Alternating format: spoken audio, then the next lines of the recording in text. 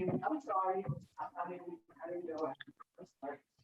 You want me to cross check it? Good evening, everyone. I have before me certification from the clerk that this meeting is in compliance with the Open Public Meetings Act. And this is a budget hearing meeting. Commissioner.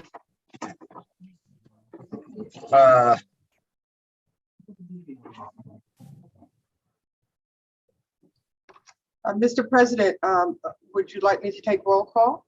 Please. Commissioner Cooper, Here. Commissioner Gill, Here.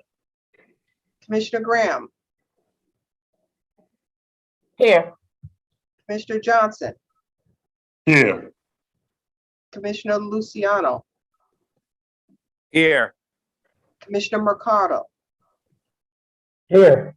Commissioner Siebel, Here.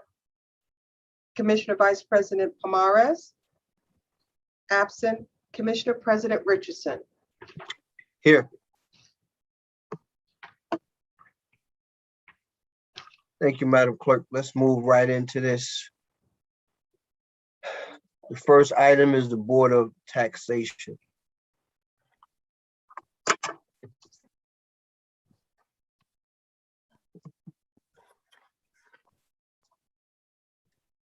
So, Good Joan evening, Dirk, Good evening, Mr. President, members of the board. Mrs. Durkin here is to present the Board of Taxation budget.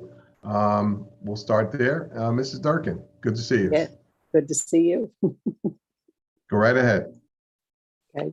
Being that you know I only talk very little, my opening statement will be about 2 minutes. 2021 was a very interesting year because in the end of 2020, we had hearings going all the way through September through the end of December, and then had to pick up the hearings for 2021 in April. Unusually, and usually, we give one adjournment. We could not do that this year. We finished 2,500 appeals in 2 months' time, working the commission all day. Normally, we usually have a half-day session so that we could move to the new building on June 21st. It's a beautiful building. Thank you very much for the space. It's going to be very interesting in this spring to find out if anybody can find us, even though we publicized it, and we're anticipating, even though we only had 2,500 appeals last year, that we could have our normal 5,000 or so. We have 4 revals this year who have not filed their books yet. We've given them extensions. There's a complication, of course, with the reval companies getting into the properties, and we just want to make sure they've called back 2 or 3 times to be able to accommodate the people, in the municipalities. Basically, we have on the plate for next year is just going to be Roseland. Then we have Irvington, and then we have Newark for 20 and West Orange for 2025. It depends on how the I guess the increase in interest rates take a toll on the pricing, but I thought I would tell you about an article that I read just this morning that was anticipating the prices in Montclair, that this accounts for even our cities and the suburbs. All the prices are going up. So how they're going to affect, they're predicting last year was 15% across the board. And I'm going to a seminar on March 1st, so we'll see what that appraiser is going to predict for the next 2 years. That will have an effect on our reval numbers And so we're watching right now, our numbers are, the ratios are going down, which is not good, but if there does do a turnaround, then those ratios for each municipality will go up. It's a reverse situation. And then they'll have to make corrections on what's called the compliance plan, which they would have to study the whole map to see in their municipality, which BCS is called, would increase or not increase, and we'll try to keep tabs on all of that. Other than that, as Frank likes to say, I have the smallest budget. So basically, if there are any questions, that'd be fine. Thank you. Okay. Mr. McInerney? Okay. Durkin, how are you? It's nice to see you. Nice to see you. Could you tell me the revals, which towns again are getting revaled? For this year, 22 is Orange, East Orange, North Colwell, and Nutley. And which one? The last one? Nutley, Nutley, okay. yeah. We have called in I've called in Irvington because they're on for 24, but I called in Irvington for the February meeting and called in, and this involves the mayor and council. We've sent a letter to them and to Nutley. Just because there's been a problem with Nutley's reval I think they're only at 30% inspections, and that's not going to be acceptable to the state. Right. So they might not be on. But again, we've explained to them that their ratio is falling off a cliff. They complained this year for paying too much in county taxes, which was a function of their being in their ratio. And they're 77, they're at 74. Holding off the reval will be another problem for them. But I don't know if you touched on this before. How are the commercial properties? they're holding up. They're doing very well. They're not going, way over the asking prices, but they certainly are basically increasing in value. Essex County is very popular with everything.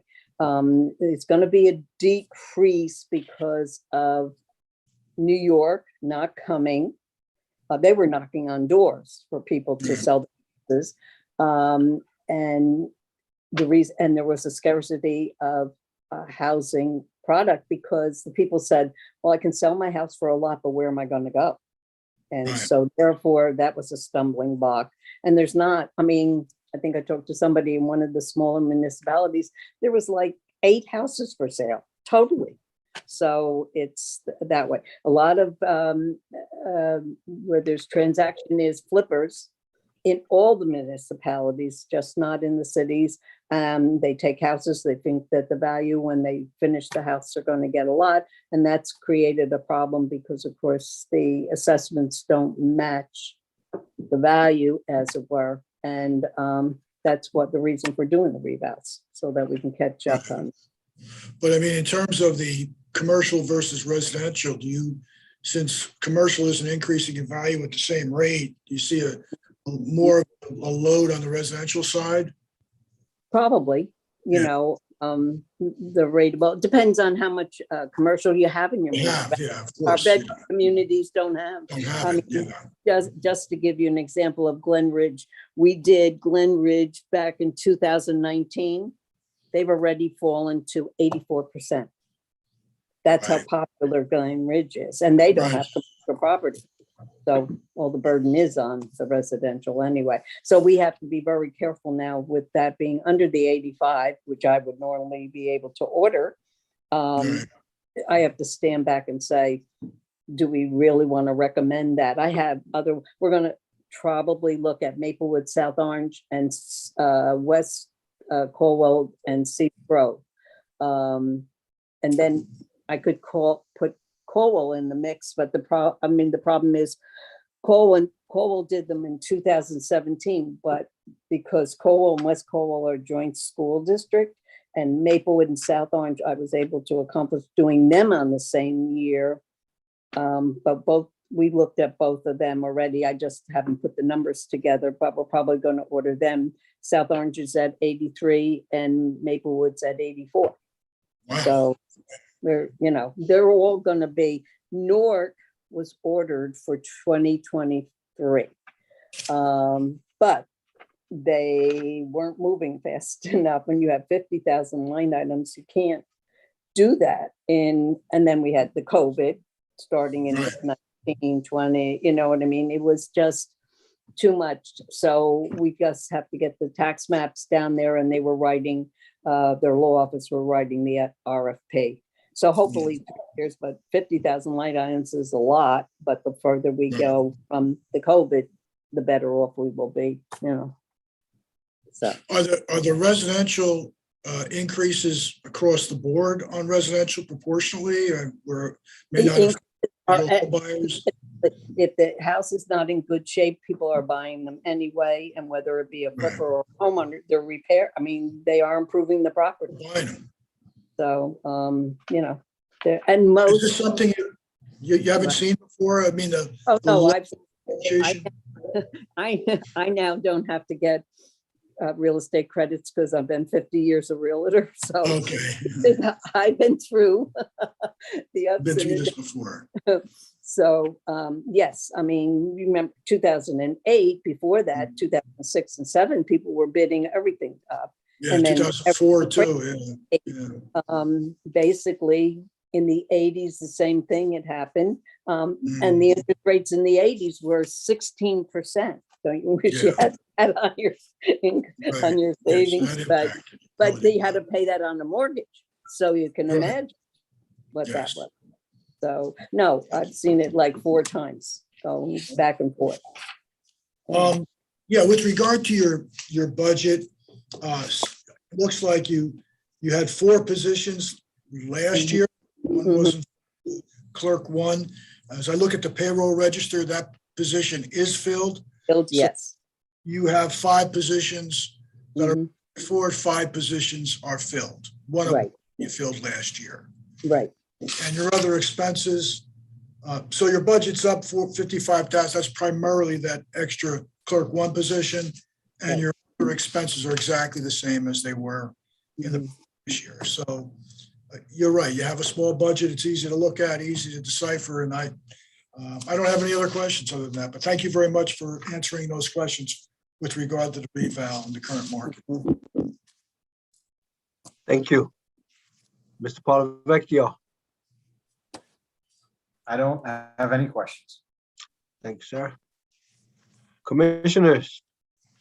I have a Commissioner question. Sebo. Thank you, President. Joan, the status of the reevaluations, there are 8 towns that are not complete. What is the problem that they haven't finished it? Because there wasn't for that year. If you read under where it says not completed, let's take Right. Newark. It's because if you look at the last number, it's 2025. It's not done yet. See in the first column, next to Newark in the first column, it says reevaluation year. It said they did it in 2020. They did it in 2003. They did it in 2013, and they're going to do it in 2025. You can't just order and have them do the product the next day. So it takes It years. won't be completed until 2025? Right. They And were for 2023. Say I had kept them 10 years apart, but the problem Okay. was they were acting too slow and I couldn't take a chance. So For example, Mhm. Roseland has 2023, Right, so it won't be completed till 2023. right. Is that And how it works? yes, as you can picture, they're working on all the numbers in 2022 and it goes on the books in 23. So they're not doing nothing.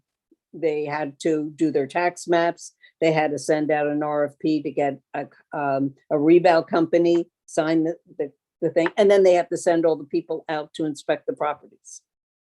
So you'll wait until that last day. For example, West Orange says 2025. You'll wait to 2025. For the numbers to go on. They're under court order because they didn't like that I gave them 2022. So they brought me to court. And they didn't want to do it. So we met and we negotiated the 2025.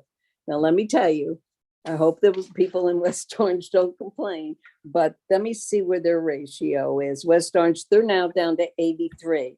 Next year, they'll probably be in the high 70s. Again, the problem is the ones that are doing them are getting closer to 100. You pay less in county tax the closer you are to 100. So therefore, and they are outside what's called the corridor, which means it's very hard for the municipality to win a tax appeal. What about East They're Orange? losing money. They're losing money. What about East Orange? East Orange is this year, 2022. Right, I see. But we didn't change the thing because they did not close the books. They asked for all 4 reval towns asked for an extension. They're now studying. I talked to 2 of them, one last week, one this morning, and basically they're going over the numbers. They're having their commercial appraiser look over the numbers that the reval company handed in, and they're doing probably the middle of February is where we'll close out their books. What about Irvington? Irvington's 2024. Right, I And see that. what? I didn't hear what you Irvington says 2020. I'm sorry, I was looking at the wrong one. Right, Yeah, 2024. 2024. Basically, let me see where they are on the ratio. They are really hurting, but they did not, again, they didn't bring me to court, but basically we had assigned 2024 and then they became very popular. Their prices are really going up in Irvington. And so therefore their ratio was falling. When I ordered them, they were around 85 or what have you. So the problem is though, I feel that they're acting too slowly and I don't want to get caught. So we sent a letter to Irvington's mayor and council and the business administrator, Musa, that they have to come before the board on February 3rd. What about Roseland? What about them? They're doing 2023. Right. They're doing everything on time. They awarded a That's contract. okay. already. Yeah. They're all right. Right. Okay, you talked about West Orange. What about North Caldwell? They're this year. Yeah, I They're said- just delayed, didn't file their books yet because the commercial appraiser is looking over the numbers. okay, I think you answered everything I was interested in. Thank you. And I told you 4 more that we were, or 5 that we might be ordering. But I do need another number I need a booklet from the state that tells me what the deviation is for the numbers. And then I can put that in the whole thing, ask the commissioners, do they want to order them? And then the state has to approve the orders. So, it's not 1, 2, 3. So Thanks for the information, John. you're welcome. Thank you, Commissioner Sebo. Commissioners, any other question, comments? Mr. President, Yes, Commissioner Gill. just a quick question. We said that we sent correspondence to Irvington. Have they responded? No, not yet. Okay. Yeah, I sent it last Wednesday. Okay, so just more recently. Okay. Yeah, because it was after our board meeting where we discussed that's who we would question, Irvington and Nutley. Got it. Okay. Thank you, John. So I'm sure they'll respond.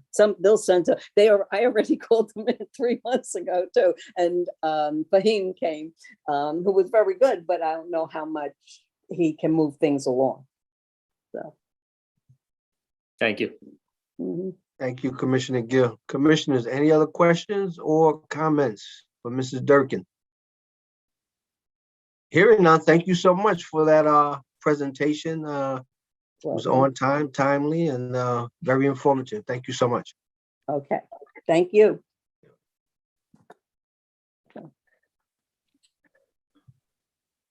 Mr. President, we'll now move on to the prosecutor's office. We will let them in the meeting. Thanks, sir. Get out of there.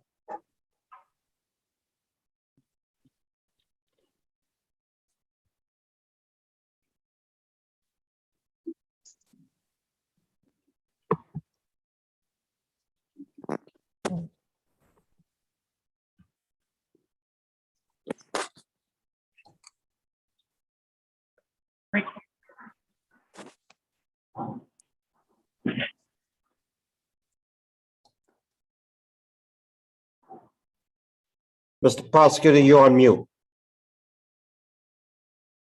I know, yep, I know, I was trying to just get somebody the heck out of my office. Thank you. No problem. I think I got everyone from your office. Mr. President, they're all set. All right. Mr. Prosecutor, the floor is yours, sir. Thank you, Mr. President. As always, it's a pleasure to see everybody, even though it's in this virtual format. But I guess thank God, at least we have technology to get us through this. Hope everybody's 2022 is moving in the right direction. Ours in the prosecutor's office is, I guess, moving in the right direction. It certainly is a continuation of one to the other. We had what we consider a successful year last year, handling the business for the law enforcement here in Essex County. But at the end of the year, beginning January 1st, as with everyone else, we're faced with that musical question that is asked by Janet Jackson: what have you done for me lately? So that is where we, as we approach our business, getting ready for the new year. As you know, the prosecutor's office is affected less by, is affected so totally by local events that we have to deal with, as well as state policies. And that more so affects what we do on a daily basis, but has little to do with affecting our bottom line from a budgetary standpoint. Everything that we do, even new requirements, which could be loosely considered unfunded mandates, are still, we try our best to handle it with existing staff, and so far have generally been successful in doing that.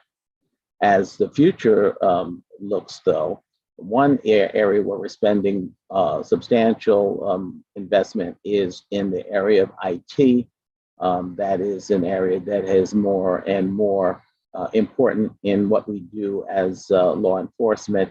And those costs, even without buying new modules or new equipment, continue to go up because of the increase in maintenance fees and other just requirements we need for training and the like in order to use those as effectively as possible.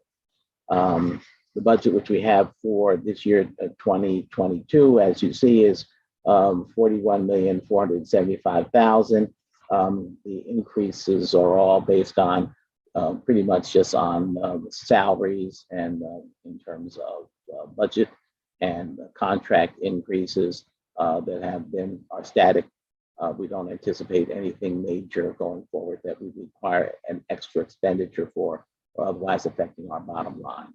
So, you know, we have a big budget. There was a lot to do, but we're pretty simple. I believe on the line also from our office is Gwendolyn Williams, who's our executive assistant prosecutor. Gwen handles certainly all of our staffing issues from an administration standpoint, as well as I believe Ethan Mathen is on as well, who is our finance person. So we work together collectively and collaboratively to try to keep everything on track. And so far, we're doing pretty good. Also, supposedly on the line was Ramesh Sadeh, our first assistant. I don't believe he's been let in yet. And also Chief McGuire, who I don't see on the screen, but I'm not sure if the chief is. The chief is. I'm on, boss. Oh, there you are. Okay, I didn't see you there. Chief McGuire, of course, is the chief investigator for the County of Essex Prosecutor's Office, handles all of our police staff, And Ramesh Sadeo, first assistant, is primarily responsible for handling the prosecutors. So that's the staff. We've been working very well together, and I think so far we've been for the benefit of the county. That's pretty much all I have. Mr. President, for the record, the Vice President Pomaris has joined us. Thank you, Madam Clerk. And thank you, Mr. Prosecutor. Mr. McInerney. Thank you, Mr. President. Mr. Prosecutor, how are you? It's good to see you. Good to see you too, Mr. McInerney. So, Ted, this budget is less than 1% increase over the prior year. On over $39 million, there's an increase of $374,000. With other expenses, they 1.6 million. In 2021, they remain the same for the budget year of 2022. I'm looking at the second page that I was given on the 2022 budget position summary. And at this point, they're saying that there's an active full-time employees of 376. I can say that the first payroll that I went back and looked at, that's exactly what the number is. There's 35 vacancies at this point, which I'm assuming is represented by the number next to that vacancy, almost 800,000 within your budget now, equivalent to the vacancy is equivalent to almost $800,000. The one item that kind of stood out when I went through the analysis, and that is to compare the payroll register to what's in the budget summary on a position basis, is that the assistant prosecutors are listed right now at about 115 in the budget, but I believe I counted about a 125. Is that correct at this point? That they're about 10 higher than what's anticipated in the salary and wage? No, I don't believe that's the case. I don't ever remember us being at a point where we're above what the TO would allow for. So I'm not sure where that discrepancy comes from. Okay, maybe somebody could take a look at that, because I'm just adding the titles next to all the attorneys that say assistant prosecutor, getting down, and it comes to 125. So somebody can get back to me and tell me if I'm right or wrong, or why there's a difference. Again, you're still staying within the less than 1% increase. So right. Yeah, that looks like how you want to maneuver, that's fine. Just question. I just want to see why there's a 10 position, difference there. Sure. Actually, 136 is budgeted, so 125 is still within the amount that's budgeted. I meant to say 115 was filled. There's 115 filled in the budget, but I'm counting 125. 136 is what's budgeted for. So there'd be 11 vacancies within assistant prosecutors at this point. Okay. Yeah, 136 is, but that's gonna say we're not over the TO. Okay, I got it now. We'll get the numbers to add up between. We're at 124 as far as I'm led to believe right now. Okay, so, that's 125. That's right. So that would be where that's consistent in terms of where we are. I don't know where the 115 comes from, so I'll have to look at that, but we'll get that clarified. Okay. Everything else is fairly consistent when I look at positions. Investigators are budgeted at 96. There's 82 filled. At this point, I have 87. These numbers fluctuate because there's people coming on, there's people leaving. So, all in all, again, the number is very close to about 364 listed here, but there are 376 filled. That's listed on the second page of that summary. Frank, excuse me, Frank, Annette de Blasio from Budget. Just so the board understands, we wrap up our budget Labor Day, so that these documents are a snapshot at a certain time. So when the prosecutor submitted their paperwork, that might have been the filled at that time. So again, we do our budgets and our personnel summaries very early. So that really probably represents a snapshot in time. as opposed to what it actually is today. Okay. I just wanted to add that. Thank you, Ned. The other thing, what impact on your budget, Mr. Prosecutor, did all of the, if any, did the COVID, funding that the county received have? In other words, were you anywhere a beneficiary of any of those funds, or did you dedicate any of your staff that were able to be charged to any of the grants that came in for COVID-19 or some of the other related grants? Absolutely. First of all, from I guess, a New Jersey CARES program, and we purchased laptops for the APs to equip them. That was, we're very diligent about making sure we got those numbers to the county so we could get the reimbursement for that. That was very helpful. In addition, there was the order from the governor that allowed law enforcement officers, officials to be rehired after if they separated from employment with the county for X period of time. So we brought back a couple of those individuals as well, which was extremely helpful. So we benefited from that substantially, and I believe we applied all of the applicable invoices to get reimbursement for ourselves in the county. Do you see any of the funding happening in 2022? And maybe that's more or some of your financial people, whether or not there's any impact to 2022 budget will benefit from any of those funds that are still available? I'm not aware that. I thought that the programs had run their course. I don't know. Gwen, are you aware of anything that's outstanding that we could take advantage of? I am not aware, Prosecutor. No, we brought laptops, we brought printers, as well as we rehired retired employees during the pandemic. And so, as far as we talked about this a little bit in the past, but just for the freeholders, you have the ability to give out, merit increases within your assistant prosecutors, positions. Yes. And so and I think there's kind of a lot of flexibility here. I'm looking at some of the assistant prosecutors go from like a $64,000 salary could be up to $164,000.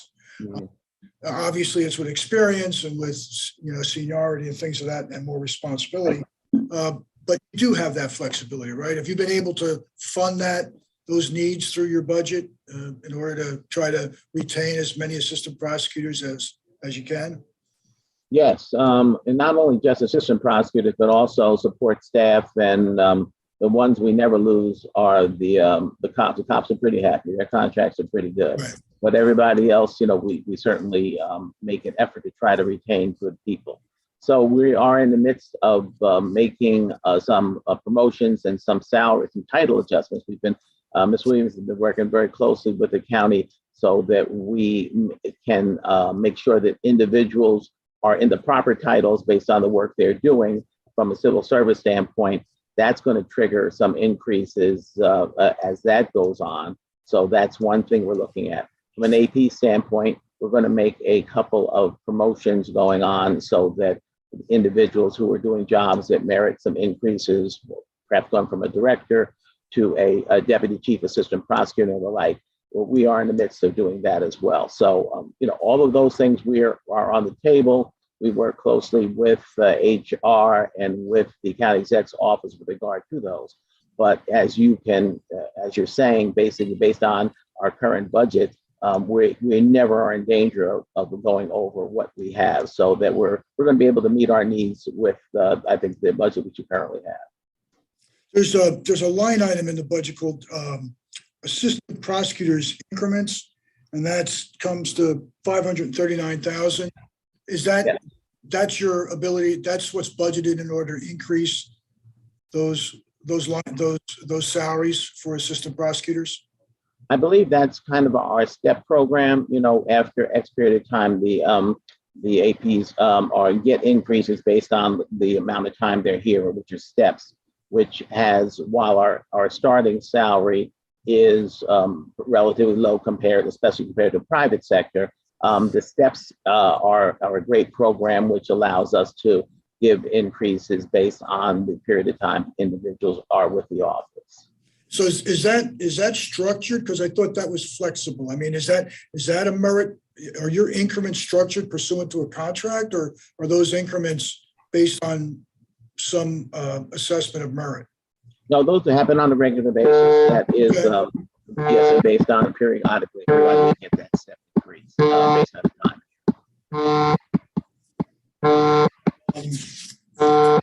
What's that noise? One thing I'd like to point out is with regard to that, one of the things that was helpful this year in terms of. Prosecutor, can you stop? Hold on one second. There's a noise on this that's over. Please mute their device. Thank you. I'm sorry, Mr. Prosecutor. No problem. One of the things that happened this year, which will be helpful in terms of retaining individuals, is that the Assistant Prosecutors Association was successful in getting state legislation passed, which reopened the prosecutor's pension part, which is a much more beneficial pension than the regular PERS pension that was in existence for the last few, maybe 5-10 years. So that is something that's more akin to a law enforcement pension and is going to be very beneficial for people who really like being prosecutors and want to stay and don't leave simply because of a financial need or a family need down the road. So that's been very helpful. So you're saying the prosecutors are again have the opportunity of entering into PFRS? It is, yes, it's a price. I don't know what the acronym was, but it's the prosecutors part of PERS.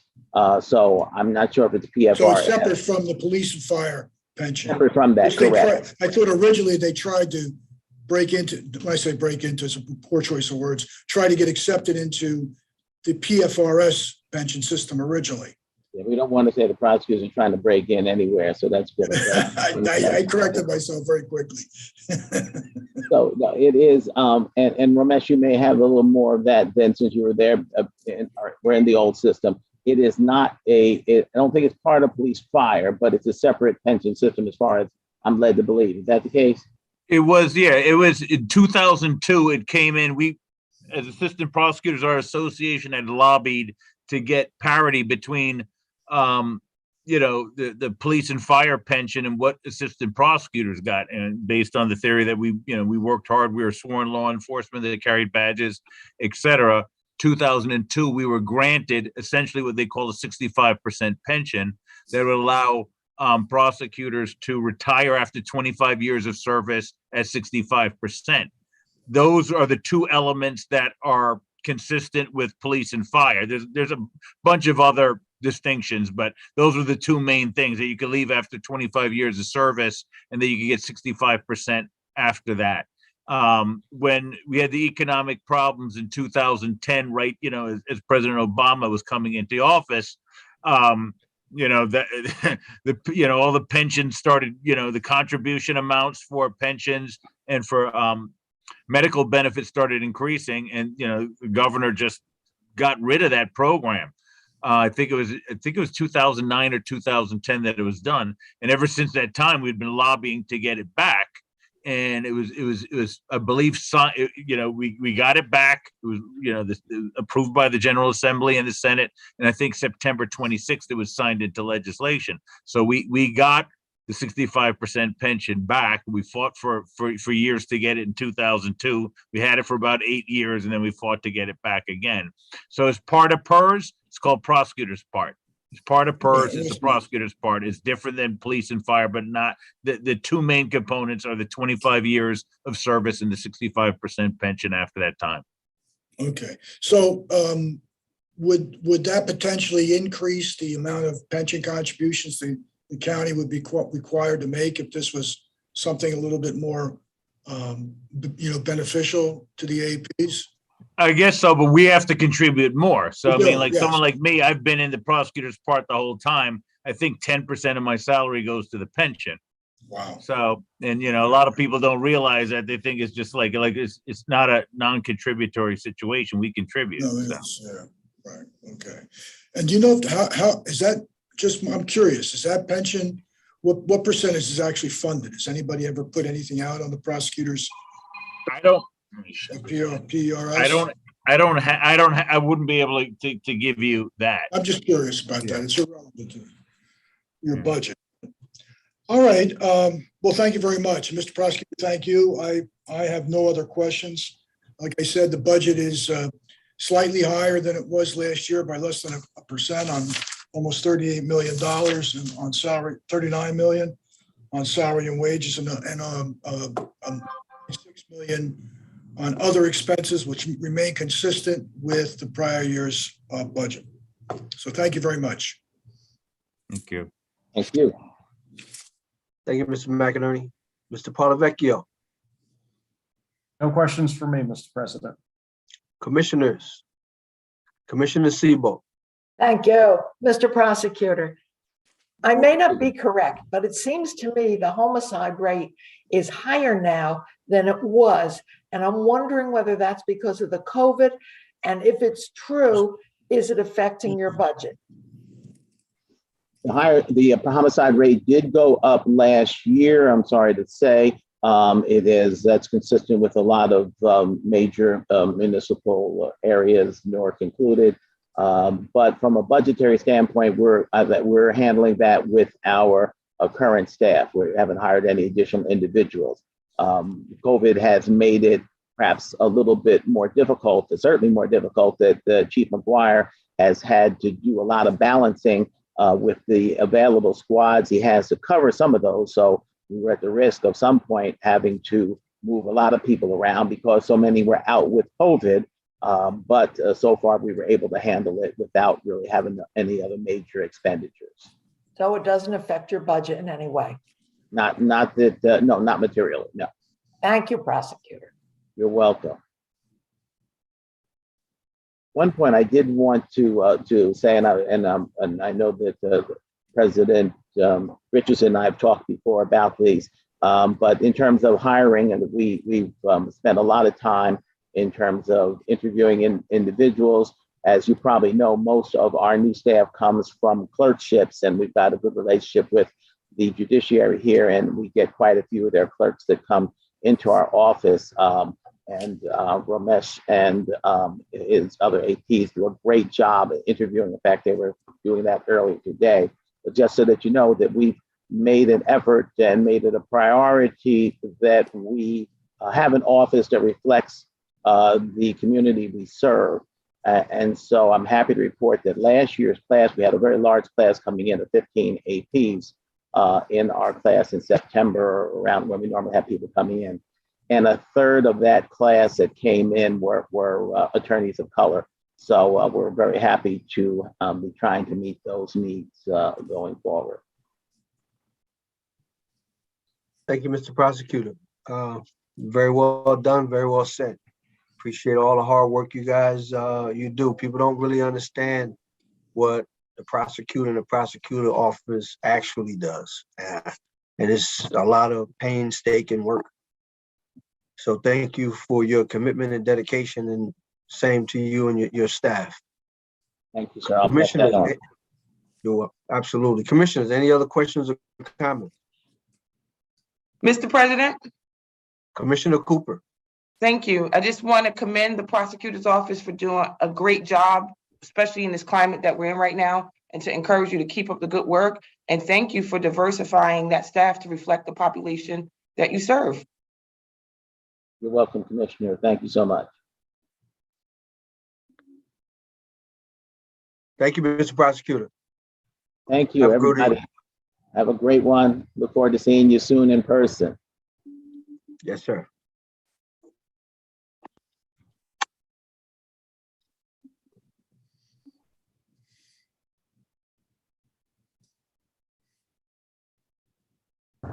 Mr. President, I believe next up will be the sheriff's office. Yes. The sheriff's office will be next, followed by the county clerk's office. The sheriff's department is already in. And you're doing all of that from San Francisco, I see. Yes, I am. Yeah. You're amazing. I'm warm. You guys are cold. Don't rub it in. Mr. President, with tab, please.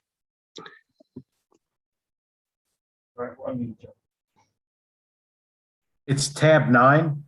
Thank you. You're welcome. Yeah, you just gotta go. The it's second right or after third the one in. Prosecutor's office. Yeah. So how was San Francisco? Commissioner Sebo, don't feed into that. It's just a picture. It's just the picture. I'm actually in room 509. Okay, they said you were in San Francisco, so I believed it. No, I'm at Polavecchio's office. It's just a background picture. Just like you're in your office. Right. You can see I'm in my office.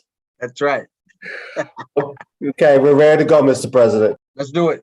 Let's get them in. Let's get this going.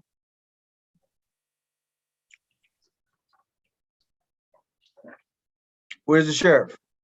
Sheriff is here. All right. Floor is yours, sir. Gentlemen, good evening. Good evening, Mr. President, members of the board. Thank you so much for the opportunity, for your great support. We appreciate it very, very much.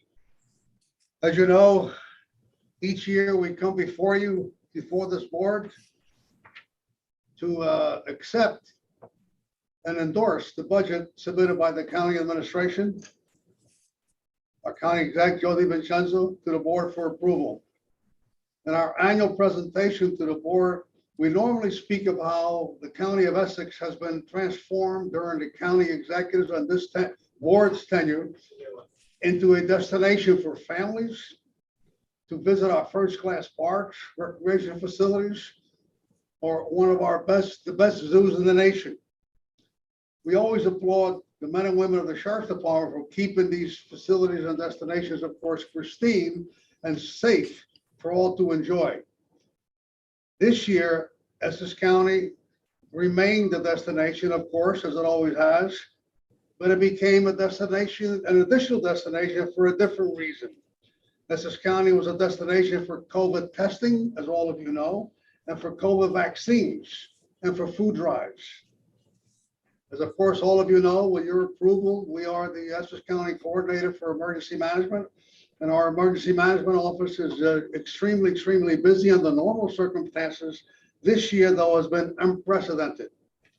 Under the leadership of Under Sheriff Fitzgerald Figliuolo, we have become the leaders in the state of New Jersey in providing assistance for all of our, as all of you know, we have freezers that we installed in the Office of Emergency Management, where we keep all the vaccines, we accept them. Our day starts up there around 4 o'clock in the morning. We then transport all the vaccines that are needed at each of our sites. And we, of course, secure the sites, and we help in making sure that everyone that comes in and out of there as safe as we possibly can. I have run into lots of you at each one of those destinations. You know how busy we are, and what a great, great job our folks are doing from emergency management. We have assisted in facilitating almost 600,000 doses of vaccines and nearly 300,000 COVID tests. Our patrol division has assisted in almost 75 food drives throughout the county, each municipality, where I've run into several of you, and sometimes more than one at each location. Under the guidance of Under Sheriff Amir Jones, as you all know, he runs our patrol division. And again, it's done with dignity, respect, and safety for all who attend those things. The pandemic usually affected all aspects of life, and law enforcement duties drastically evolved. I am proud of our department every year, but this year we have responsibilities like no other. And we were continued to committed to assist each municipality in Essex County. I want to tell you that how proud I am of all of our people, and all of us should be proud of all of our officers. We had less sick time, less vacation time requested during this pandemic than on a normal year.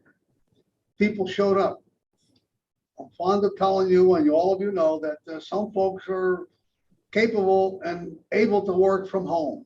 We do not have that option. Our officers do not have that option. The folks in our neighborhoods expect us to show up. They expect us to see us and expect us to come when they call for us. And our officers have been here, responded, as well as all of our other municipalities throughout this county. And we have done that with, and I tell you, I can't believe how hard folks and how willing and ready what they were to come to work every single day and continue to do so at great risk to themselves and their families, by the way. Our 2022 budget has no increase in our total positions. We are remaining at 483 with 54 current vacancies. In addition to the 54 vacancies, we have 20 employees eligible for retirement. We will continue to work with our Office of Management and Budget to develop hiring plans that will allow and ensure that we remain within our budget. In order to offset our budget costs, we continually and diligently research and apply to federal funds and state grants. For 2022, we received approximately $1.25 million in grants and received overtime monies, of course, salary reimbursements for COVID vaccine and testing related to those activities. Our 2022 revenue, recurring revenue, unfortunately, decreased by 58% in 2021, due, of course, to the pandemic. In 2021, our total revenue decreased 2.7 million, a decrease of 3.8 million. But with foreclosure sales resuming and anticipation to a minimum, return to our anticipated revenue by $6 million this year. While continuing our new role in the vaccine distribution and testing, the Sheriff's Office will continue to provide a high level of law enforcement services throughout the county. In 2021, our Patrol Bureau, Narcotics Detective Bureau, Deputy Division, and K-9 bomb units combined to make 639 arrests, remove 35 guns from our community, issue 4,442 traffic summonses, and execute 3,329 Superior Court warrants. Essex County Sheriff's Tactical Response Team has developed into an asset for all of our municipalities. In 2020, our Tactical Response Team assisted municipalities, Prosecutor's Office, FBI, State Police, Marshals, others, 50 different occasions, keeping everyone as safe as we possibly can, including, of course, our officers.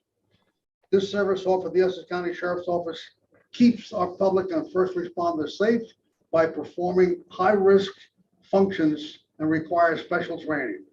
These efforts and sources take place within all of our municipalities, making the quality of life better for all of our constituents.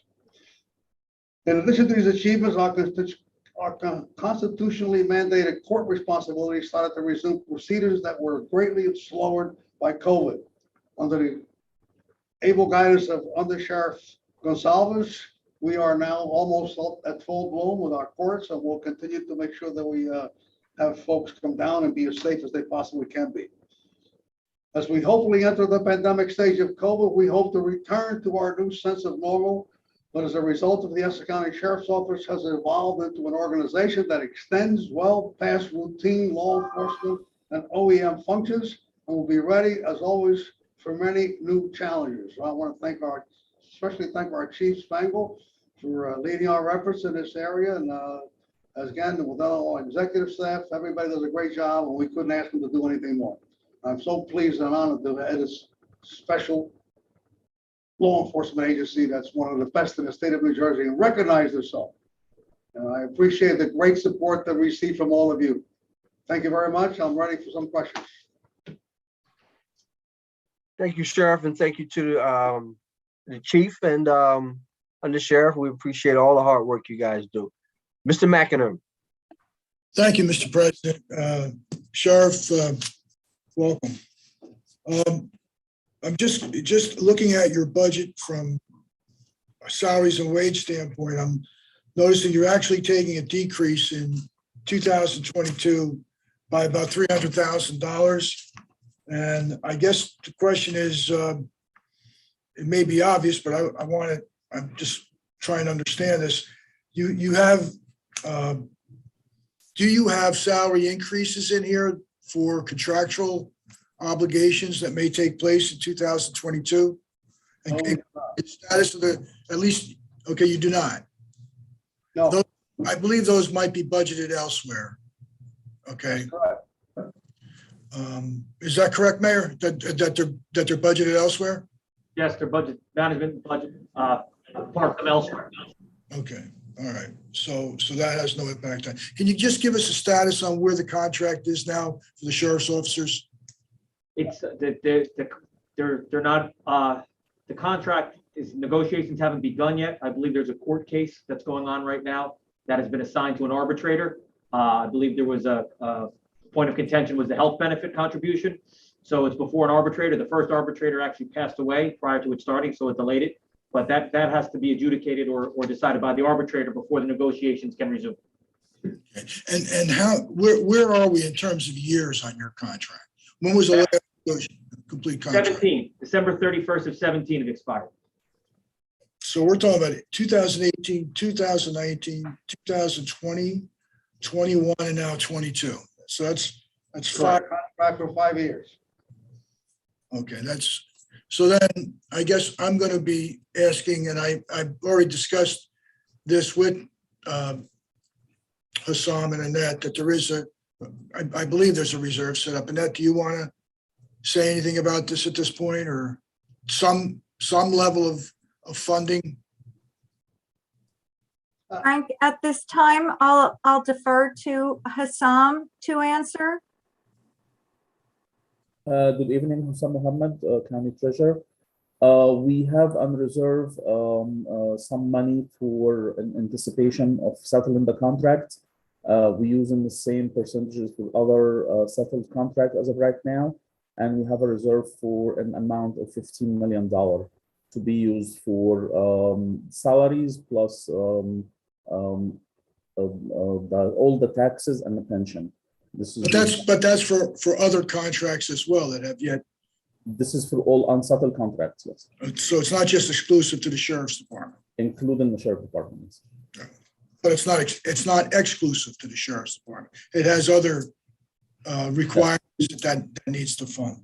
Yes. Okay, so, all right, I just wanted to get that squared away because that is not in your budget. And obviously that would make a big difference. I'm sorry, I'm just trying to get back to the screen here. Just bear with me a second. Okay. Okay, I've lost picture here. Can everybody see me? Yes. Okay, all right, doesn't matter then. All right, so, okay, so other than that, your salary and wage line item is down.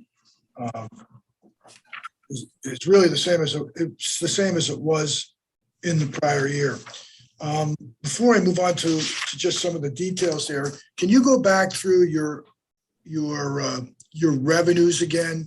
As you said, they're down significantly. Do you expect, is there any catch up on that or any backlog, or is that something that where you anticipate you may do more in 2022 than you typically would have done because of the fact that there was such a reduction in those revenues? And Yeah, there's a very good possibility we're going to go over what we anticipate conservatively here. Because again, there's a backlog in sales, and once we get revved up and start going on a regular basis, we're going to be able to catch up and probably do very well this year. You know, it's not something that I'm pleased and happy about, as you know. It's the least favorite part of this job is foreclosure. You know, nobody wants to take somebody's home and evict them. You know, that's the worst thing that we want to do. But however, you know, we have to follow up and enforce the rules and the laws that the courts demand that we do that. So there will, you're saying there will be an increase, you think? Yeah, there's no question about it. Yes, yes.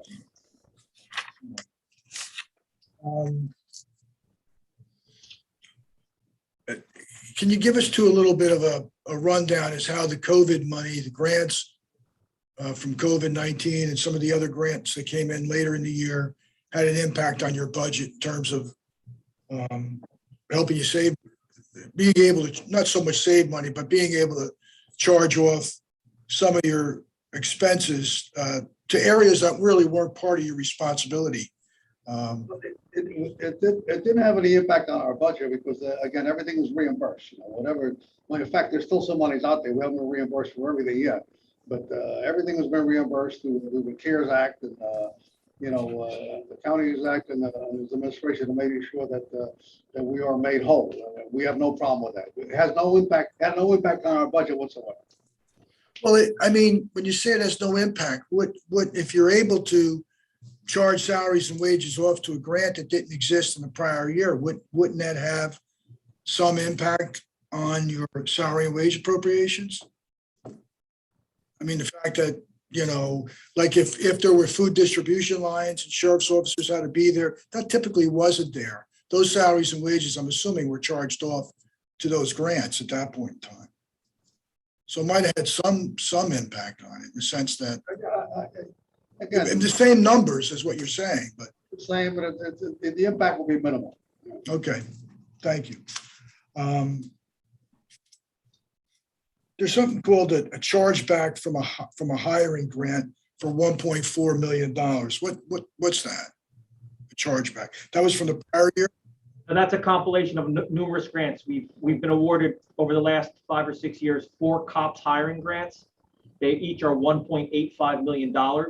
So it comes out to about $600,000 on each grant. So there was 2 active, which was 1.2, and the other chargebacks were from various chargebacks from personnel we have on loan, for example, to the FBI or the DEA. That makes up $600,000. Okay.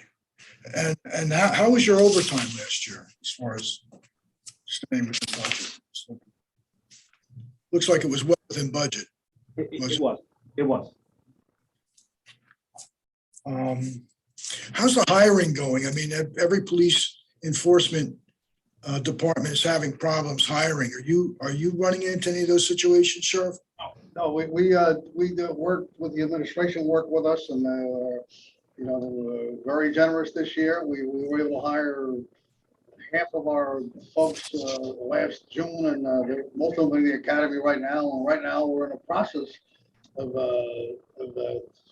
testing and psyching, and there's a hiring process going on right now. We anticipate by the middle of March, perhaps, or early March, to have an additional 25 or 30 officers hired and ready to go into the academy. So we'll be actually almost up to full strength, which is that seems right now I have about 2.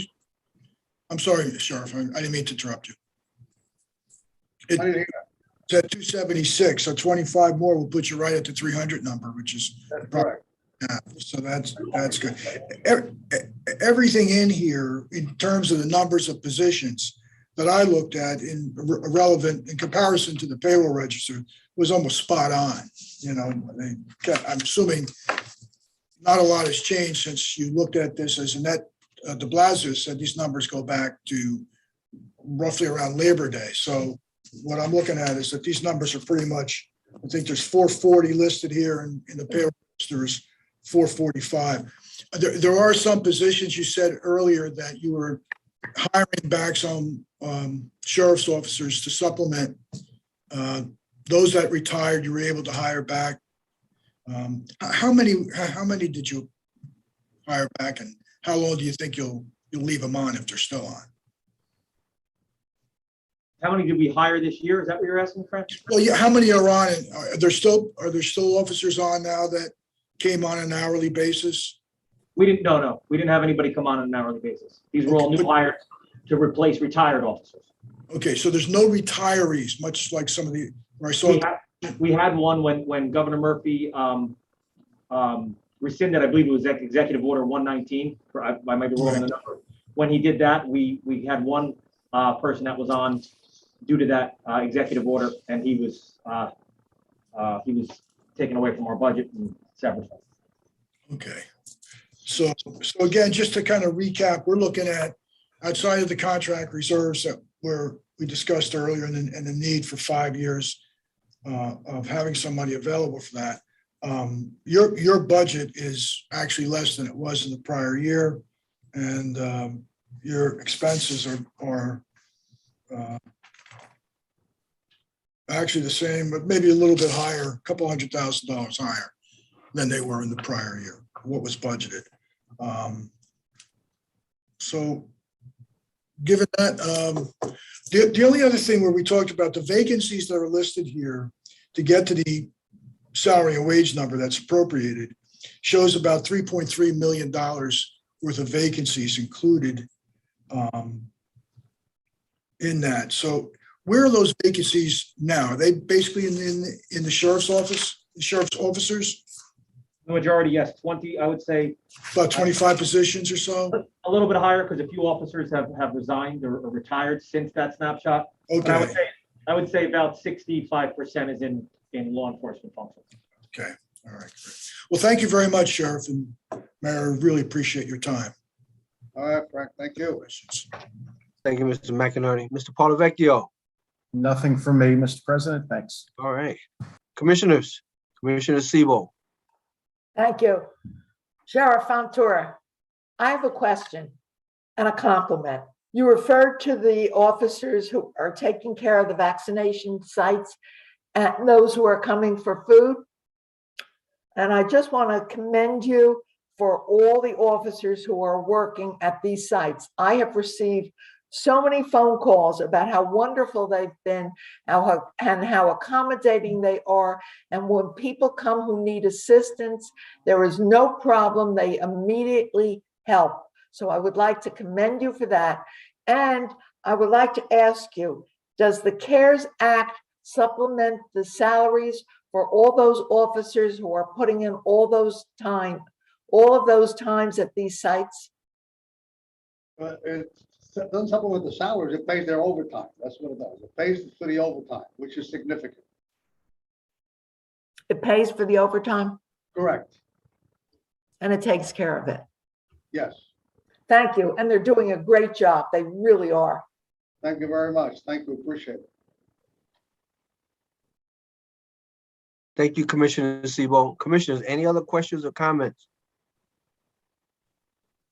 All right. Hey, and thanks again, our sheriff and chief, and for all the work that you do, not just at the food distribution or vaccination centers, the work that you guys and men and women do, keeping us safe each and every day at all the buildings and just all around the county. So just, my hats off to you for the great job. Thank you very much, Mr. President. Thank you, all of you, for your great support and your camaraderie. Thank you. Thank you, sir. Have a good night. Our next group will be the county clerk of the clerk of elections, Mr. Durkin, who is on as we speak. It's all yours. Thank you. Good evening, Chris Durkin, Essex County Clerk, through you, Mr. President. I would like to first of all commend and thank the men and women of the Essex County Clerk's Office who have gone above and beyond the call of duty. I'm beyond fortunate to work with such dedicated public servants. In so many ways, 2021 was much more challenging than 2020. And we are one of the few offices in Essex County and in the state of New Jersey that never shut down, never stopped working. Elections keep happening, thank goodness, and deadlines need to be met.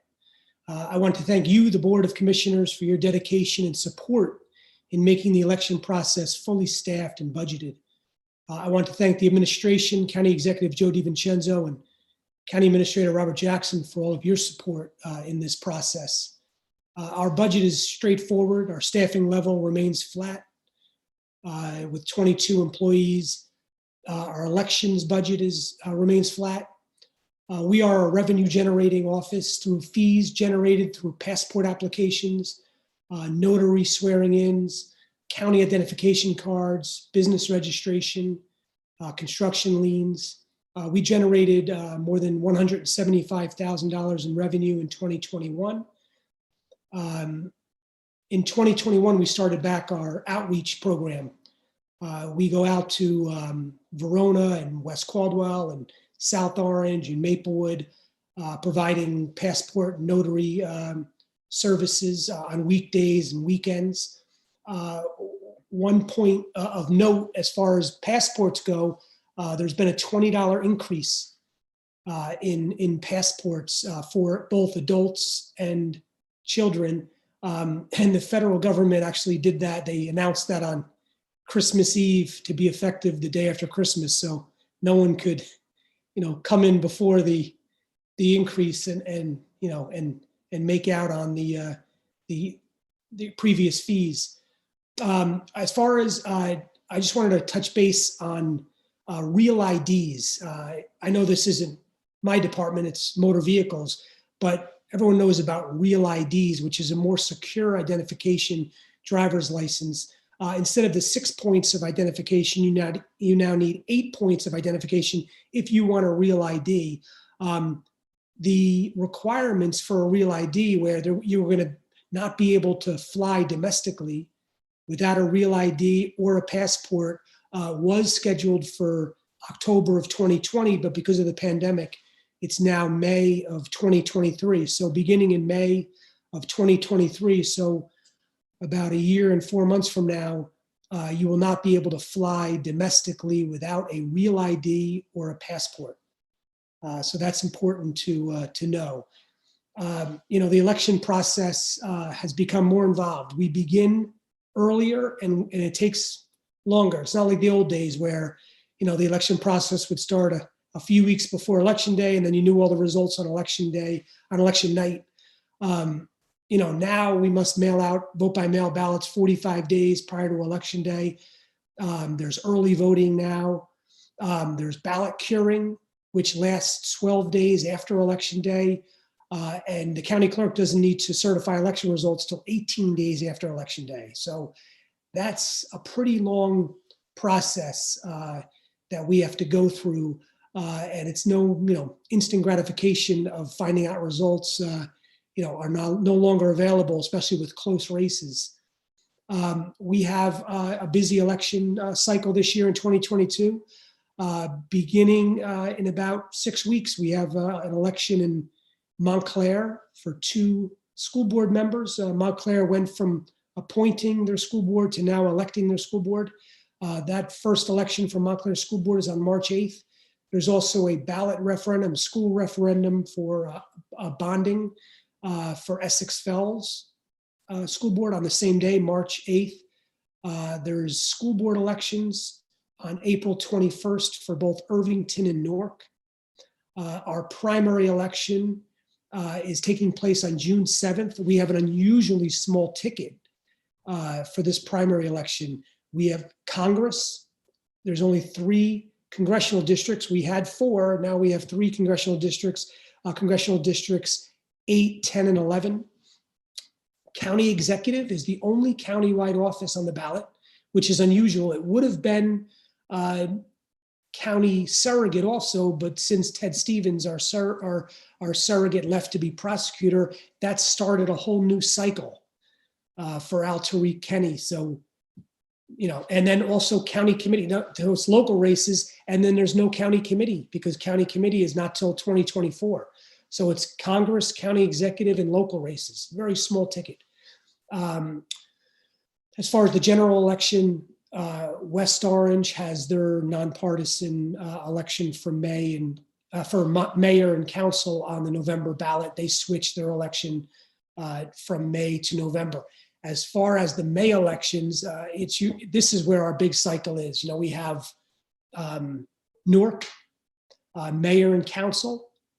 For Newark, we have mayor and council for Irvington. We have mayor and council for Belleville. And we have council for Orange.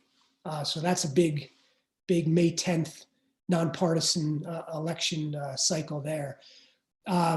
Just to give you some perspective on the amount of vote by mail ballots and how it's increased. In 2008, the presidential election of Barack Obama, we had 8,000 vote by mail voters in Essex County. This past year for a gubernatorial election, we had 51,000.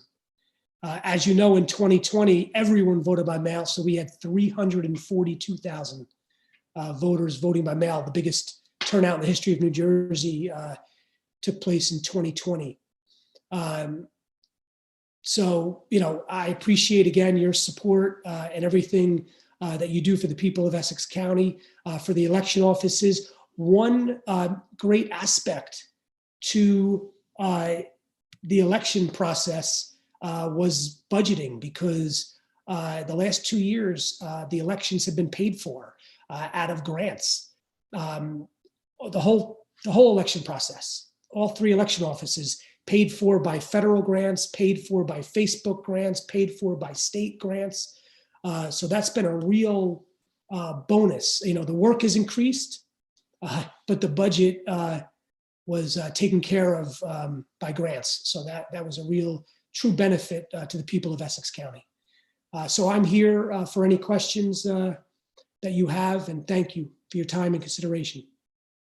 So what you just said, Mr. Clerk, is that you have a budget surplus somewhere.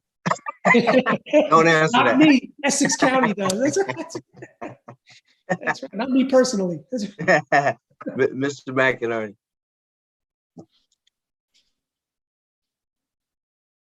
Thank you, Mr. President. Mr. Durkin. Pretty much your budget is reflective of what it was, last year. There's 22 positions budgeted for this year. And when I looked at the payroll register, I did see those same 22 positions. All of them are filled at this point, correct? We just had a retirement, but he would show on your, so he was a January retirement. Okay. So, but that. Which position was that? It's one of the clerk typists. You wouldn't, I don't want to give you a name. I don't know. No, I don't want names. I was just looking for title. Anyway, that said, I still had 22 on as the first payroll. 22 are listed in your summary, but there was one anomaly there. I did see 2 seasonal employees and hourly, and the 2 salaries, one was $49,920, and one was $37,440, not included in the 22. So if I go to your payroll, there's actually 24 employees in there. So charged to your budget, or if they're grant funded, or? Well, they were able to be brought on because of another retirement earlier in the year to help with the election process. Only one is remaining, and that person is going to be hired into a part-time job in February. Okay, but so I will not in the middle of February. I will not have any seasonal remaining. It'll just be the 22 employees. Okay, so there's these full-time salaries, or what look like full-time salaries now, will have very little impact on your 2022 budget. That's correct. Okay, so that was one thing that I had to resolve. So other than that, I mean, as I said, you're actually down 1% from where you were in the previous year in terms of salaries and wages. Your other expenses are equal to what they were in the prior year. And I think if we looked at 2020, we'd see a continuum that just shows very little increase across the board. How do you stand with contract negotiations with your employees? Where are those contracts? Are they settled, or? I'll leave that up to county council and the administration. That's okay, but you still have some open contracts on certain employees. Yeah. Okay. All right.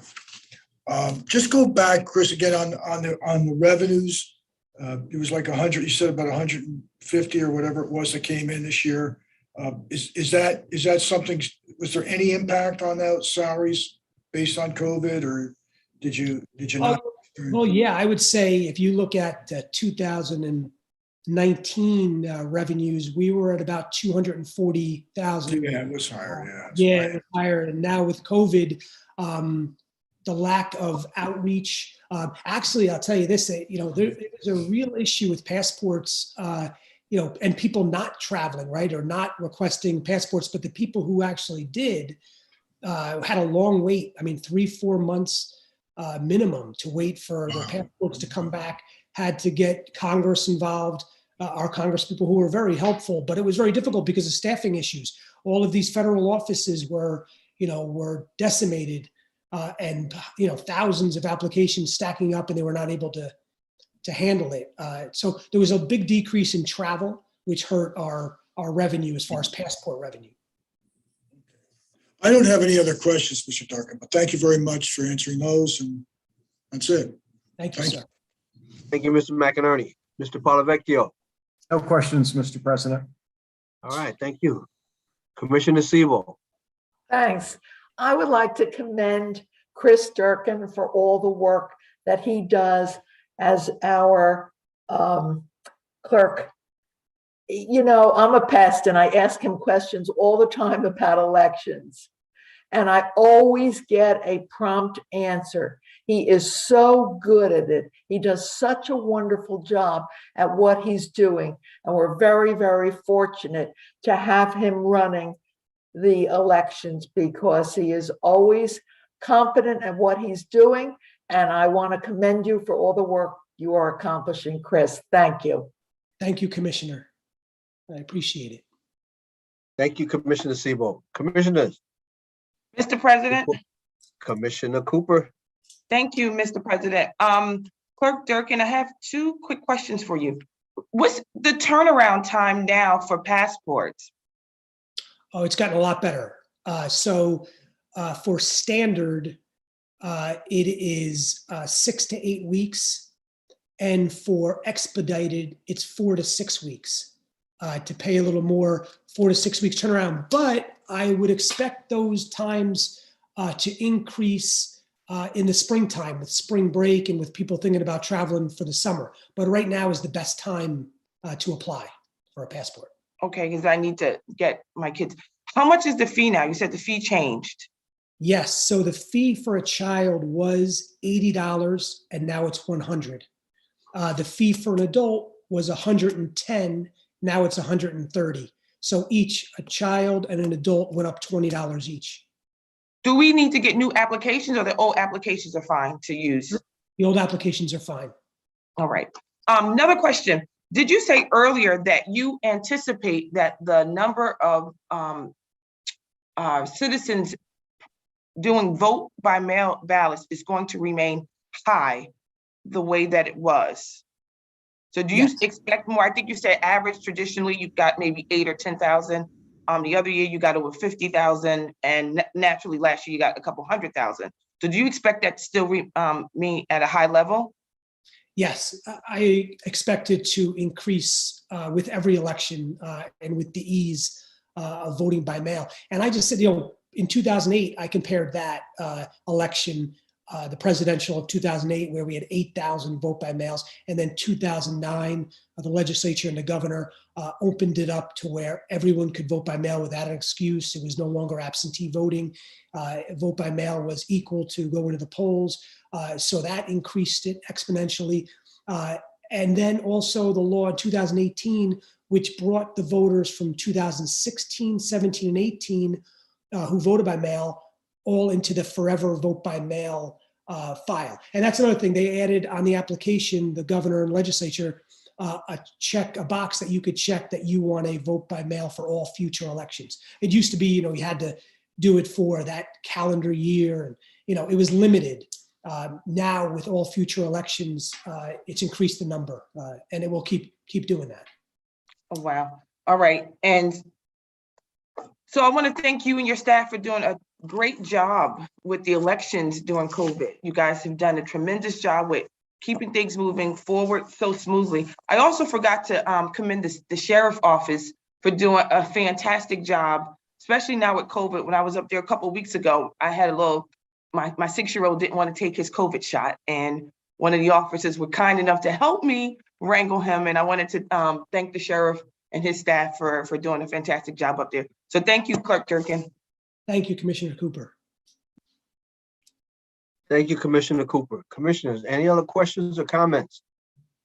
I also want to commend you,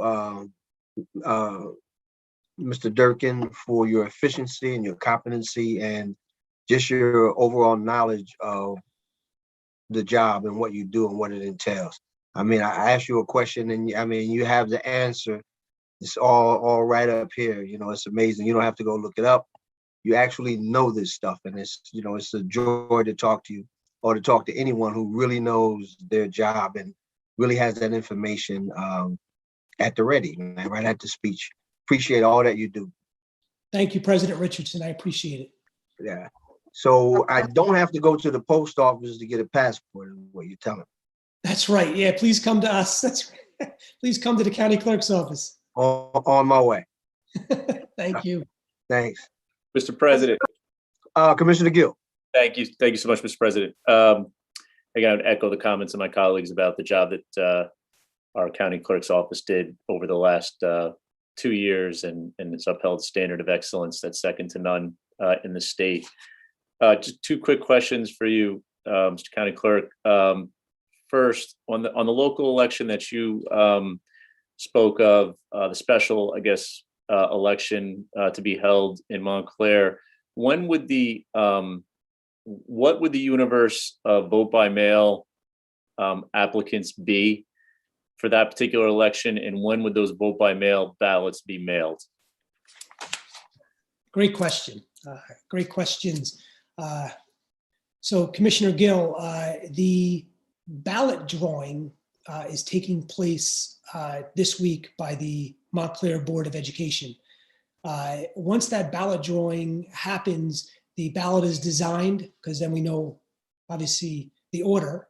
And then the ballots should be going out next week to the voters. Those voters is the full universe of vote by mail voters. So the full universe of Montclair vote by mail voters will be mailed a ballot. You know, and then on top of that, anyone requesting it on a daily basis, any Montclair voter requesting it will be mailed a ballot. Okay. And I know that the hours, it's the full hours for Election Day, 6 a.m. to 8 p.m. on March 8th, for voters who want to choose to go to their polling place. Obviously, sample ballots will be mailed to each voter 7 to 10 days before Election Day. Okay. And the okay. And the deadline, with the deadlines to apply for a vote by mail based on the so you receive the applications, that would the deadlines still remain the same in terms of the time from when you would receive that application to Election Day?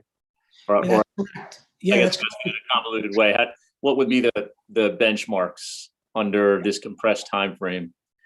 So March 8th is the election. 7 days prior to March 8th is March 1st. So March 1st is the last day someone can apply for a vote by mail through the mail. Right. After March 1st, the ensuing days up to Election Day, you could come into the county clerk's office in person to get a vote by mail ballot. You could send a messenger for your ballot to pick up your ballot and bring it back to you. One interesting point about the new law about early voting does not take place for a school election, for a special election, but it is able to take place for a municipal election. I just wanted to relay that to you, and it's for 3 days. So Newark, Belleville, Orange, Irvington, their municipal election, they have the option of having 3 days of early voting prior to the May 10th nonpartisan election. But getting back to your point, yeah, Montclair is run just like a regular election with the deadlines and dates. The voter registration deadline is 21 days prior to March 8th for any new registered voters or any voters that are changing their address and want to make sure that they're voting in their correct location. Got it. Would the ward maps be done by the time that the new ward and district maps be done based on that deadline by the time this election is held? My understanding is that it will not. I know they're going to try and do it as soon as possible. It won't affect, because no one's running, by ward for this school board. So it won't affect the election. Everyone has an equal vote no matter what ward you're in Montclair. So, but as far as the implementation into the SVRS system, I don't think that's going to take place by March 8th. So the list that your office produced would still be we will still be in the same ward and district allocation. that we're Well, currently? and that's a great question. And you're right. And I know later on tonight you have the Board of Elections and the Superintendent of Elections. And the Board of Elections gives the information to the Superintendent of Elections to upload into the SVRS and to make it active. People's like you, and you said it, that is important because come election day, they might be voting in a different polling location on March 8th as opposed to June 7th primary.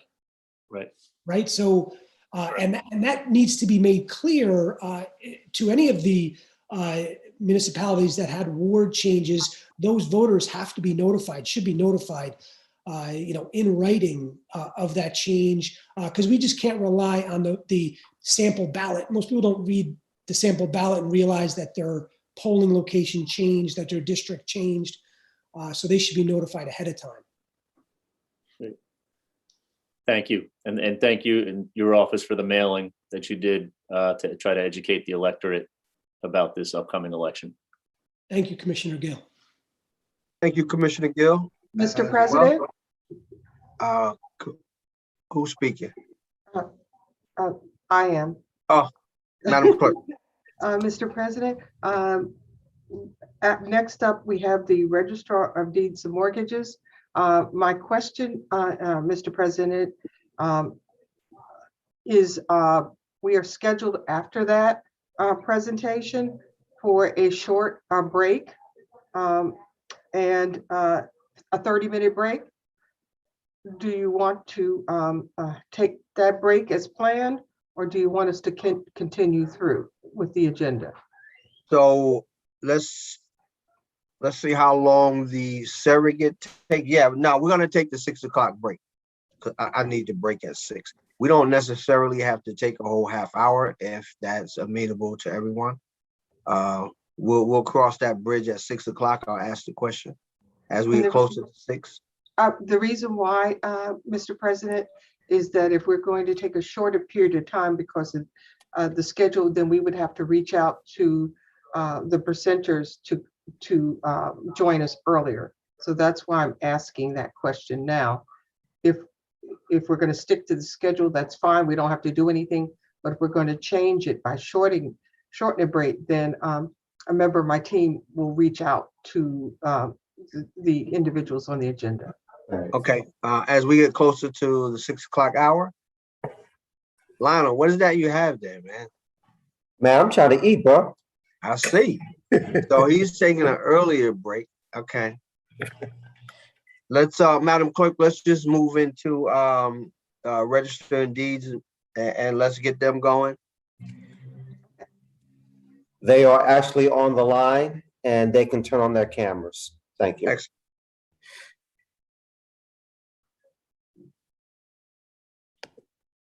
It's not allowing me to turn on my camera.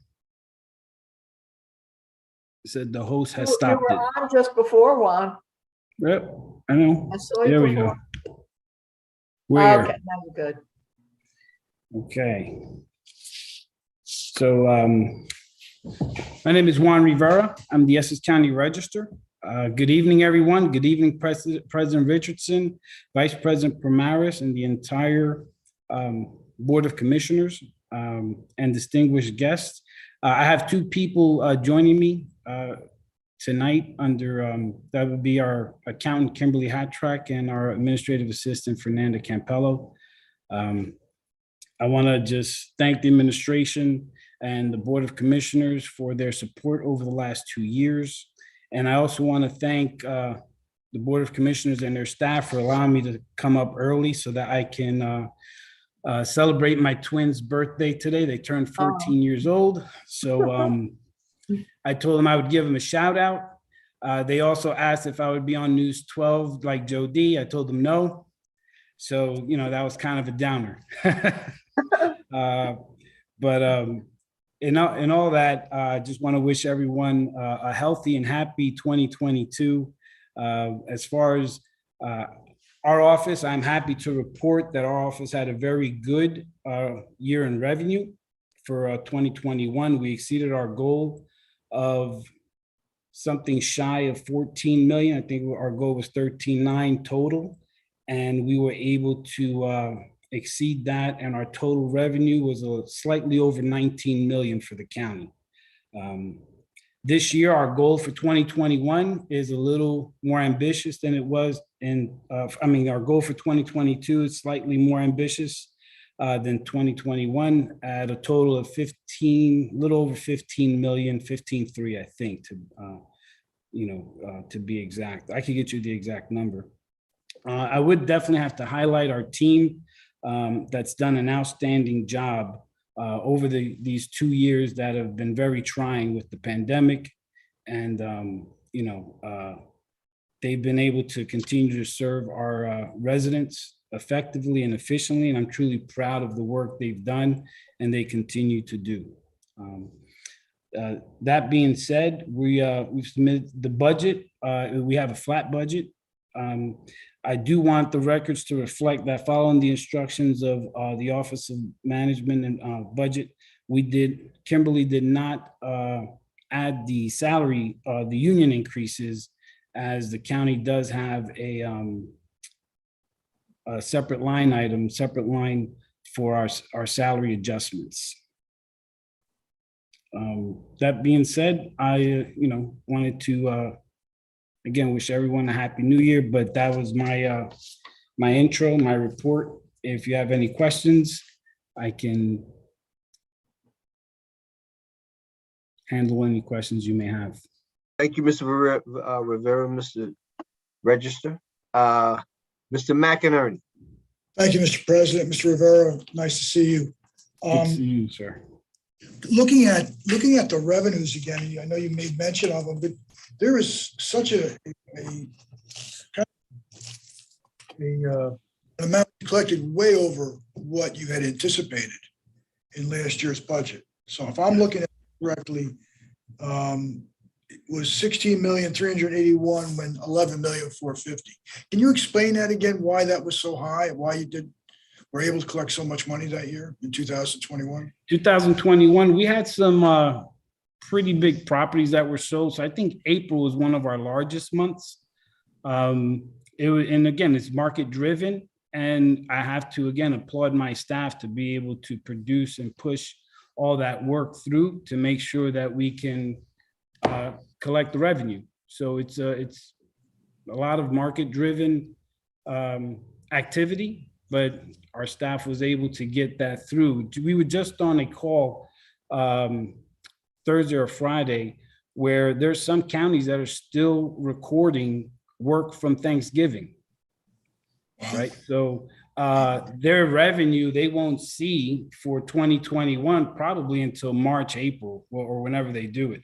Right now, I think we're verifying and recording January 20th, 19th or 20th. So we're right on it. So this wasn't a backlog or anything of that nature. This was just a spike in the market that in the activity. We are current.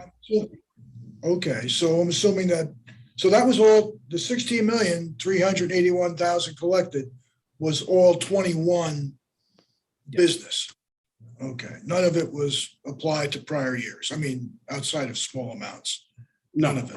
Okay, so this year there's an anticipation of 13 million, and correct. Are you saying that basically says that the market is less than what it was in 21? You expect less activity in 2022, recognizing almost 3.3 million less in revenues in 2022?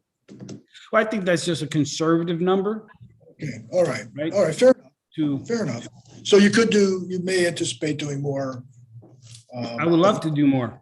I would love to do more, but that we're just staying conservative, rather rather than put a big number out there. Gotcha. Okay.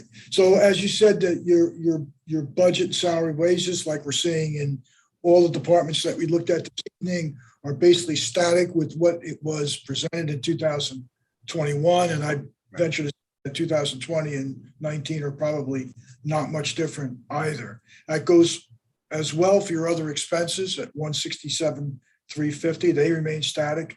I'm looking at one of the, and I had the same situation in the the clerk's office, the county clerk's office, I'm looking at, yes, I'm looking at your position summary, your title classifications, and there's 25 positions that are all filled. There's a little bit of a difference. I think the cashier's position has been filled, and I have one less keyboard clerk number 1, but in either case, one's over, one's under. It still comes to 25 positions. But there are, on the payroll register, there are 2 personnel listed as seasonal. Both of them are at 31,200, which is 62,400. Actually, it's 4 of them. Seasonal employees in your department that don't appear on your payroll summary, on your personnel summary. Are those people, those seasonal employees, still in your office? We have 3 current seasonals. Okay. And then over the summer, we have an increase of seasonals. Right. But here's the thing. I don't see anything budgeted for the seasonals. And yet I have three of those seasonals would be what am I saying? Somewhere in the neighborhood about $47,000. And those I don't see. Now, if you can't answer that question right now, what I'd ask you to do is just get back to me on that. Yeah, I can do that. And let me know, because they appear in the payroll register, but don't appear in your budget. So they're not budgeted. Okay. And I need to know where they're going to be paid out of. Maybe they come out of grant money and they're not here, or some other, but please, if you can get back to me and answer that question. I will get back to you. I can answer that. Yeah. Again, to the Board of Commissioners, these budgets are, including the county register, are very static, and in terms of what they were in the prior year. So from a more of a macro, I'm very pleased to see that there's very little increases, especially in this budget. So I have no other questions, and thank you very much.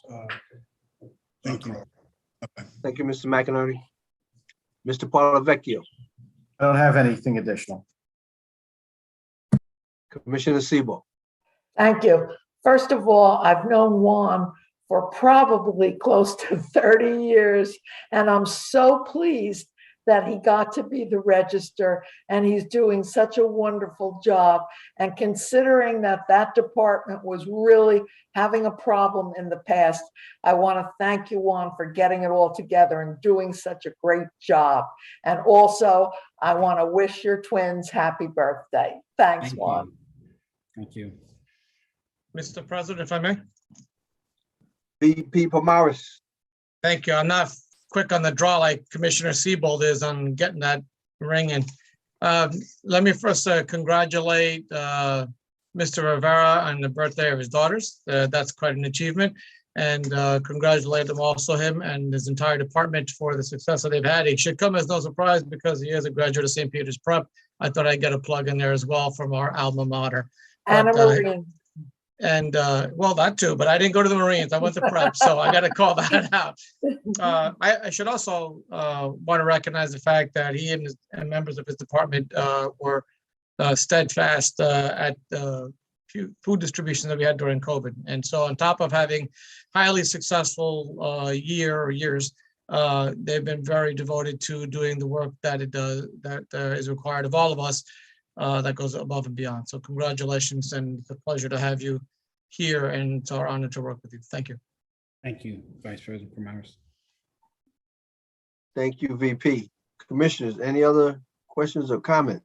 Yeah, Mr. President. Commissioner Cooper, yes. Thank you. Can I please thank Mr. Rivera and his staff as well for stepping up and helping some residents who were having some difficulties with selling their properties and getting their paperwork processed. You and your staff went above and beyond over a weekend to help these residents get what they needed. So I really appreciate that and want to thank you and your staff again.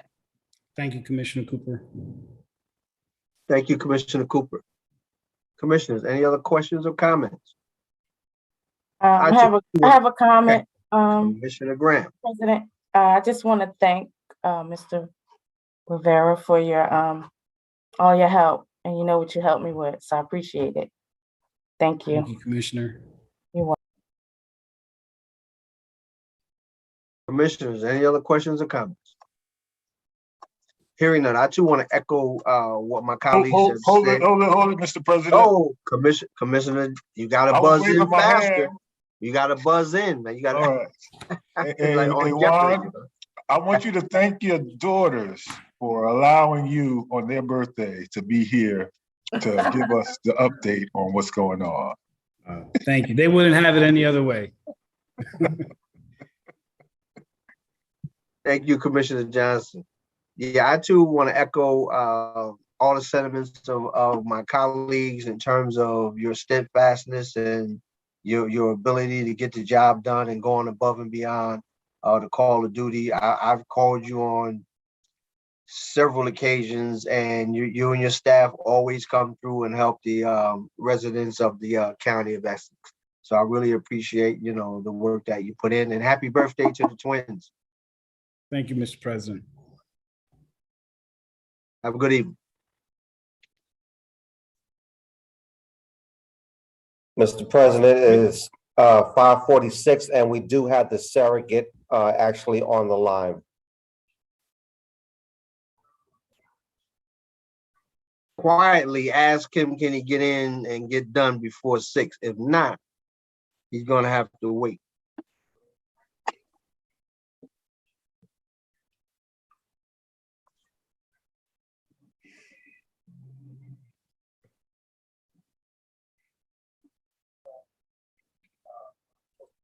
Mr. Surrogate, you are on.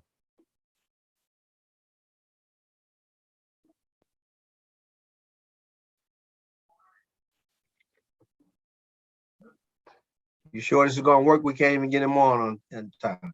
Mr. President, this is a very small budget, very small, less than a Yeah, million. he's gotta come on though. We gotta get him on. Where is he? Frank, you wanna do the presentation? I can wing it. Mr. Kenny, you're on. Oh, There he is. hello, everyone. All right. Good evening. Good evening. Floor is yours. Let's go. Oh, okay, great. Good evening, Commissioner, President Wayne Richardson, Commissioner Vice President Carlos Palmeras, as well as the esteemed board of the Board of Commissioners, as well as my mentor and friend, Rufus Johnson. Today we have thank you, sir. We have a budget presentation of the Essex County Service Corps budget 2022. I'm joined tonight with Deputy Surgeon Devera McDougall, and also wanted to publicly thank, our team from Essex County Circus Court, the members who have put, of course, Essex County first, who committed themselves working into this office on a day-to-day basis. We have a slide presentation that we're going to share with you. So give me 1 second so I can set it up. Devera, you want to introduce yourself? You did an excellent job. All right.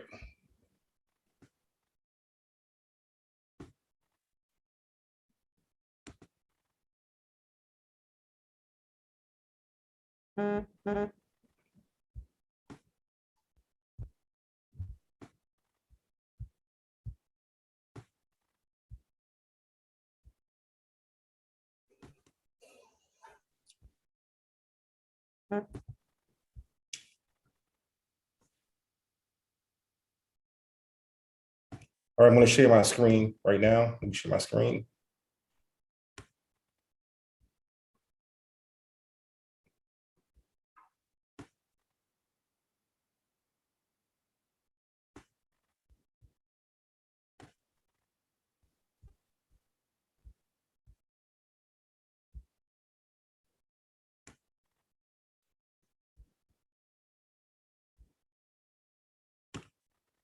All right, this is the Essex County Surrogates 2022 budget hearing presented by myself, Altry Kinney, as well as Devera McDougall, Deputy Surrogate. This gives a brief background, considering this is a public meeting. Just want to give an overview of what our court provides.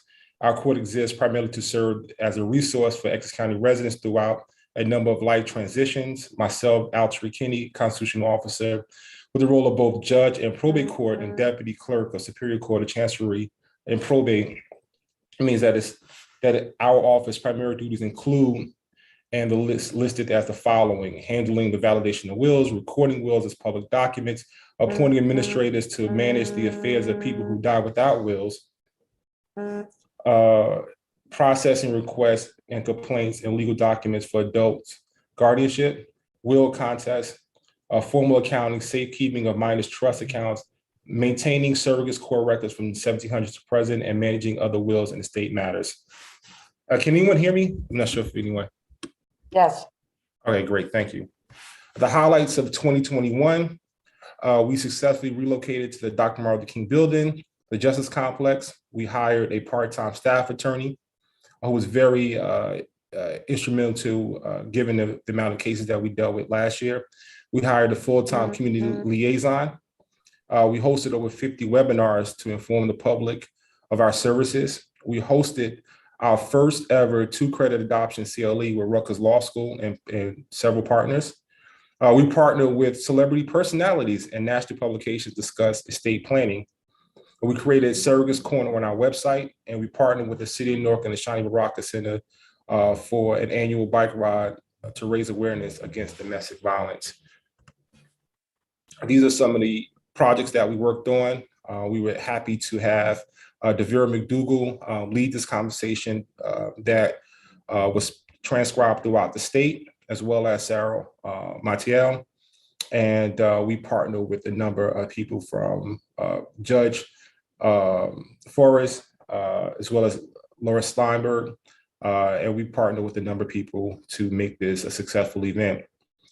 During National Make a Will Month, we were able to have the honor to work with Harold Perrineau from a number of movies, probably known from Matrix and other movies as well. And he was able to help us convey the importance of estate planning with an excellent webinar, as well as we partnered with the Passaic County surrogate, Bernice Toledo, as well as Crystal West Edwards.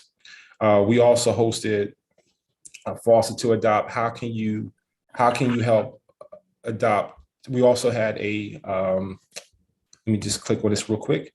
We also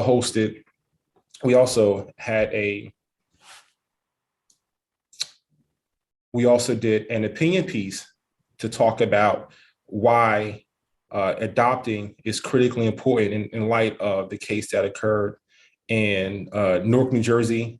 I'm sorry, East Orange, New Jersey, regarding the young lady who was found in New York City. And so we successfully put out an opinion piece regarding the importance of adopting.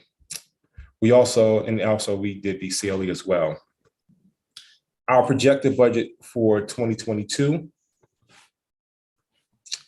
I'm sure many of you guys have the notes for our 22 projected budget.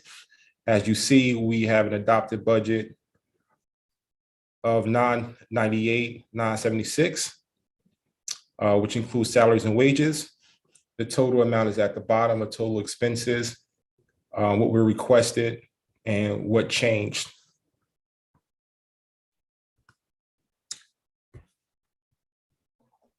Here's a more itemized breakdown of the description of our budget.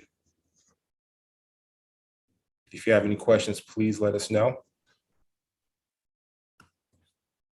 And again, this is another itemized breakdown of our budget as well. This will give you an idea of exactly the revenue that we were able to bring in over the last 4 years. We started in 2018 with a budget. Well, we brought in revenue of $748,000 that predates our administration. And since that year, we were able to bring in $991,421. The following year, $910,421. And this year was $1,010,000. The number of cases that we've seen over the last 4 years started with 8,794. And in 2021, it was 10,178. Our adoptions didn't grow in the last 2 years. due to a number of factors, obviously because of COVID. The project that we are working on now is to digitize our public records. And these are the notes that we have that you can follow along. We can also provide you a copy of those notes. But this is critical for us. So we can ensure that we digitize our public records for a number of reasons. Obvious reasons is we want to make sure that we have accessibility to the public. We also want to make sure we protect ourselves if another COVID case happens. We are able to still provide the public with the services that they look for from our court. And we have a PDF with the county business systems capabilities and our Essex County conversion project, and we have those quotes as well. So if you need information regarding our notes, we're more than welcome to share this presentation with you. And that concludes our presentation. And let me stop sharing. Got it. Thank you so much, Mr. Surrogate. Very informative, and I attest to the work that you've been doing. You've been all over the county doing the work for the people, man. I appreciate you and Thank you, sir. The people who work with you. Absolutely. Mr. McInerney. Yes, you touched on the revenues quickly. You anticipated 520,000, yet you collected over $1 million last year. Was any of that backlog, or was that just driven all 2021 revenues? That's primarily 2021. I mean, on occasions, there could be some cases in there where people haven't provided all the information and it goes in pending, but we don't collect funds because because what we come to find out over the years, a lot of times individuals may come in there and say they want to, let's say, be the administrator of a family member's estate, but yet they can't get bonded. And so if they can't get bonded, then we can't move forward. So we don't really collect fees. And so that case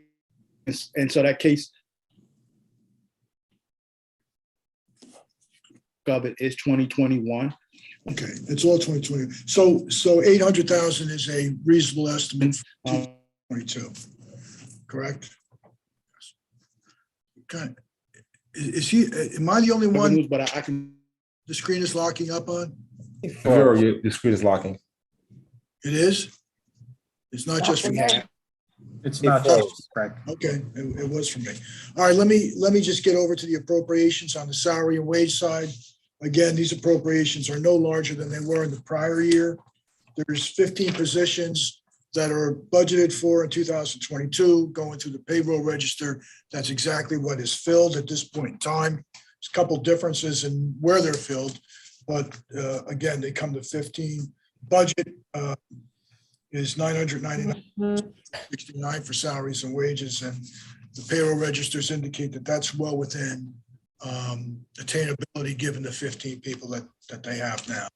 So yeah, the revenues were higher than anticipated, and the budget is the same as it was last year. And so both on the salary and wage and on the other expense side. Do you have any other contractual increases that are due your employees that haven't been paid yet for 2022 or prior years? Just the normal cost of living increases that's in the contract for all the other county employees. But your contracts have been settled up to when? Do you know? Good question. I think we're up to we're in 2020, 2023, 2024, the same as everybody else. I can't remember off the top of my head. Okay, all right. That's why. So your contracts are in there. Okay. Thank you very much. 2023. It will be 2023, Frank. 2023. Okay. Thank you. All right. Thank you very much. Appreciate you. Thank you, Mr. McInerney. The president stepped out, so he asked me to take over for the duration of this presentation. Mr. Parlavecchio, any questions? No, nothing to add. Thank you. Wonderful. Commissioner Siebel, should I just go right to you? Oh, man, hit me first, man. Hit me first. Thank you. I have something to say. Ladies first, Commissioner Go ahead, Johnson, and then we'll come back to Johnson. you. I'll wait to be second. Thank you. Well, first of all, I want to commend the surrogate and his deputy, because it takes a good team to get things done the way it needs to be done. And for them to surpass what was in the projector for them to reach and to almost double it, I got to commend you guys, man. And y'all doing a great job, and keep on doing what you're doing, because keep putting Essex County first. I want to say thank you, Commissioner, for helping us. But we also building on the legacy Judge Stevens left behind for us to build on top of. So we wanted to thank him for leaving a stable office for us, and we just want to build on top of the work that he's done for us as well. And God bless you both and your families. Thank you, sir. You too. Thank you. Thank you, Commissioner. Commissioner Siebel. Okay, I want to thank you for the excellent job you're doing. And a number of years ago, you helped me with something that was really important. And you're doing a really great job in your position. But I have a question. How do you find time to do all the bike riding that you do? Sundays when the weather's great. I think he does more bike riding than anybody I know. He goes all over. It's all Sundays. Okay. Thank you, Commissioner. Thank you, Commissioner Siebold. Commissioners, anyone else? Just quickly, Mr. President, Vice President. Please go ahead, Commissioner Cooper. I too want to thank you, Mr. Kenny, for doing a fantastic job. I really appreciate all the information that you give to remind all of us about the importance of your office and the importance of having our house in order, so that when those hard times hit, we are prepared. And I thank you for reaching out to my seniors that you've helped get their wills together and get their other documents processed. So thank you. Thank you, Commissioner. I appreciate it. Thank you, Commissioner Cooper. Anyone else? It seems that the general consensus, Mr. Kenny, is that you're doing a wonderful job, and I would agree with that. So thank you very much for your presentation today. And if that's all, what we're going to do next, at this point, we're going to take our break. We are scheduled to resume back at 6:30 sharp, so we can be done on time. So if we're all good. All right, we're all in agreement. We'll adjourn to 6:30. Thank you. Thank you, everyone. Thank you. Thank you.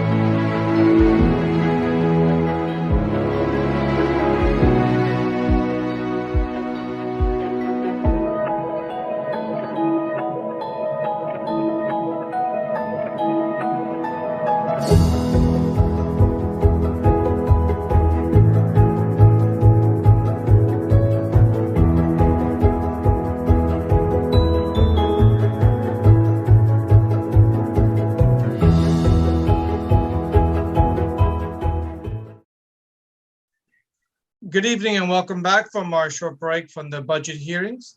I'll be running the meeting on behalf of President who stepped out for a little bit. Madam Clerk, can you kindly just go over what's on the agenda for the balance of the evening? Yes, Mr. Vice President, would you like me to take a roll call? Please do.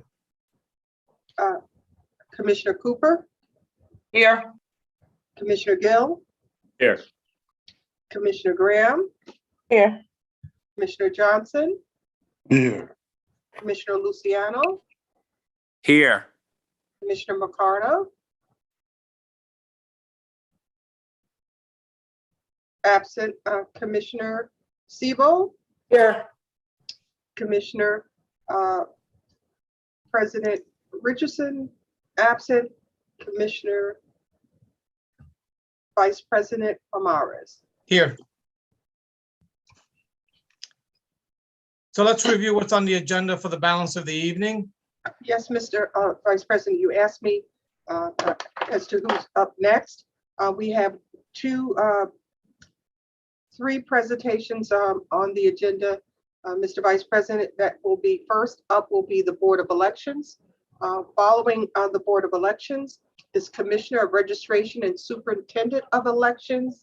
And then the last presentation for the agenda tonight will be Superintendent of Schools. Wonderful. I see Commissioner Mercado, for the record, has joined us. And why don't we get the next presenter started?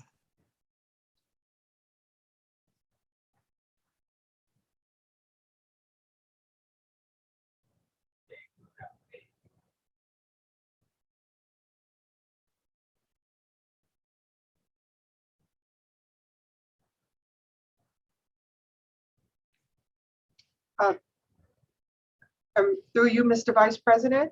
Yes. Should I ask Lionel? Or do we have the representative for the Board of Elections in the queue?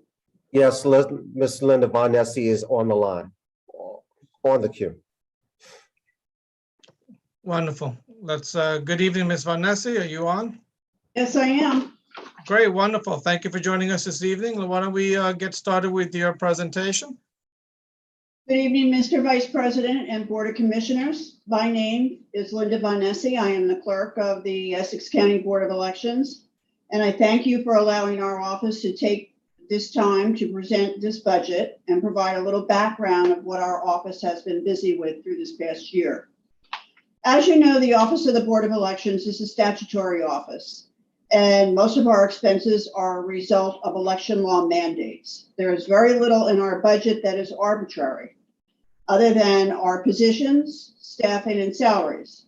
This past year, and in the prior year, much has changed in New Jersey elections, as you all well know. We've held our first all-mail election. We have implemented electronic poll books with over 60 training classes prior to Election Day. We've installed 30 ballot boxes throughout Essex County with a daily pickup of the ballots. This allows our voters to go online and track their ballots. We've implemented early voting in 10 sites for 9 days. We've successfully rolled this out on Election Day in approximately 300 polling places with very few issues of internet connectivity. And let's not forget, this was all done during a pandemic. I am very proud to be an New Jersey election official. Wasn't perfect, it was not. But no one, to the best of my knowledge, was disenfranchised. Everyone that was eligible to vote was able to cast their ballot. I think Essex County did a fantastic job. We have room to grow, and we are working together to make that happen. But all in all, with everything that was given to us in the past year and a half, 2 years, we did, I think, a fantastic job. All this required a tremendous amount of planning and assistance from our county executive, who was there with us throughout, our county administrator, and so many of you and our county workers. I will not forget our county workers. I don't know if you are aware of this, but your clerk, Deborah Davis Ford, allowed some of your staff to assist us with adjudicating our paper ballots. They were a great help, and Deborah, I cannot thank you enough. no matter what time I called, whether it was 9 o'clock at night or 7 in the morning, begging you, please give me, Lillian, please, I need your help, because we needed to get our ballots adjudicated. Essex County has 4 kinds of paper ballots now: machine ballots, mail-in ballots, provisional ballots, and early voting ballots. They all need to be scanned in order to be counted. If a voter makes an error or casts a write-in vote, it needs to be adjudicated. Your staff, along with others, were part of that process.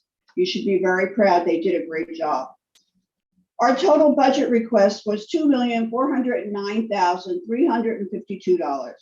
Half of that is for our poll workers.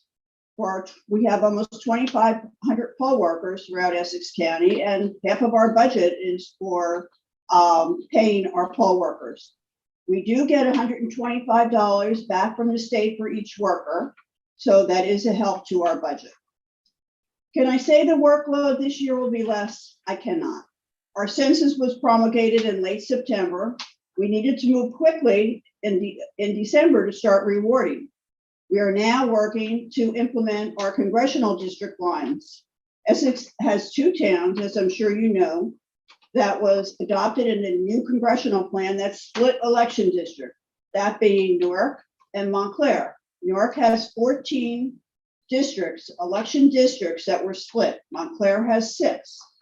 It appears, I'm working closely with our engineer, it appears that we may have to reconvene the Newark Ward Commission and the Montclair Ward Commission in order to make sure that this fits the legislature and election law, so that every election district is in one ward.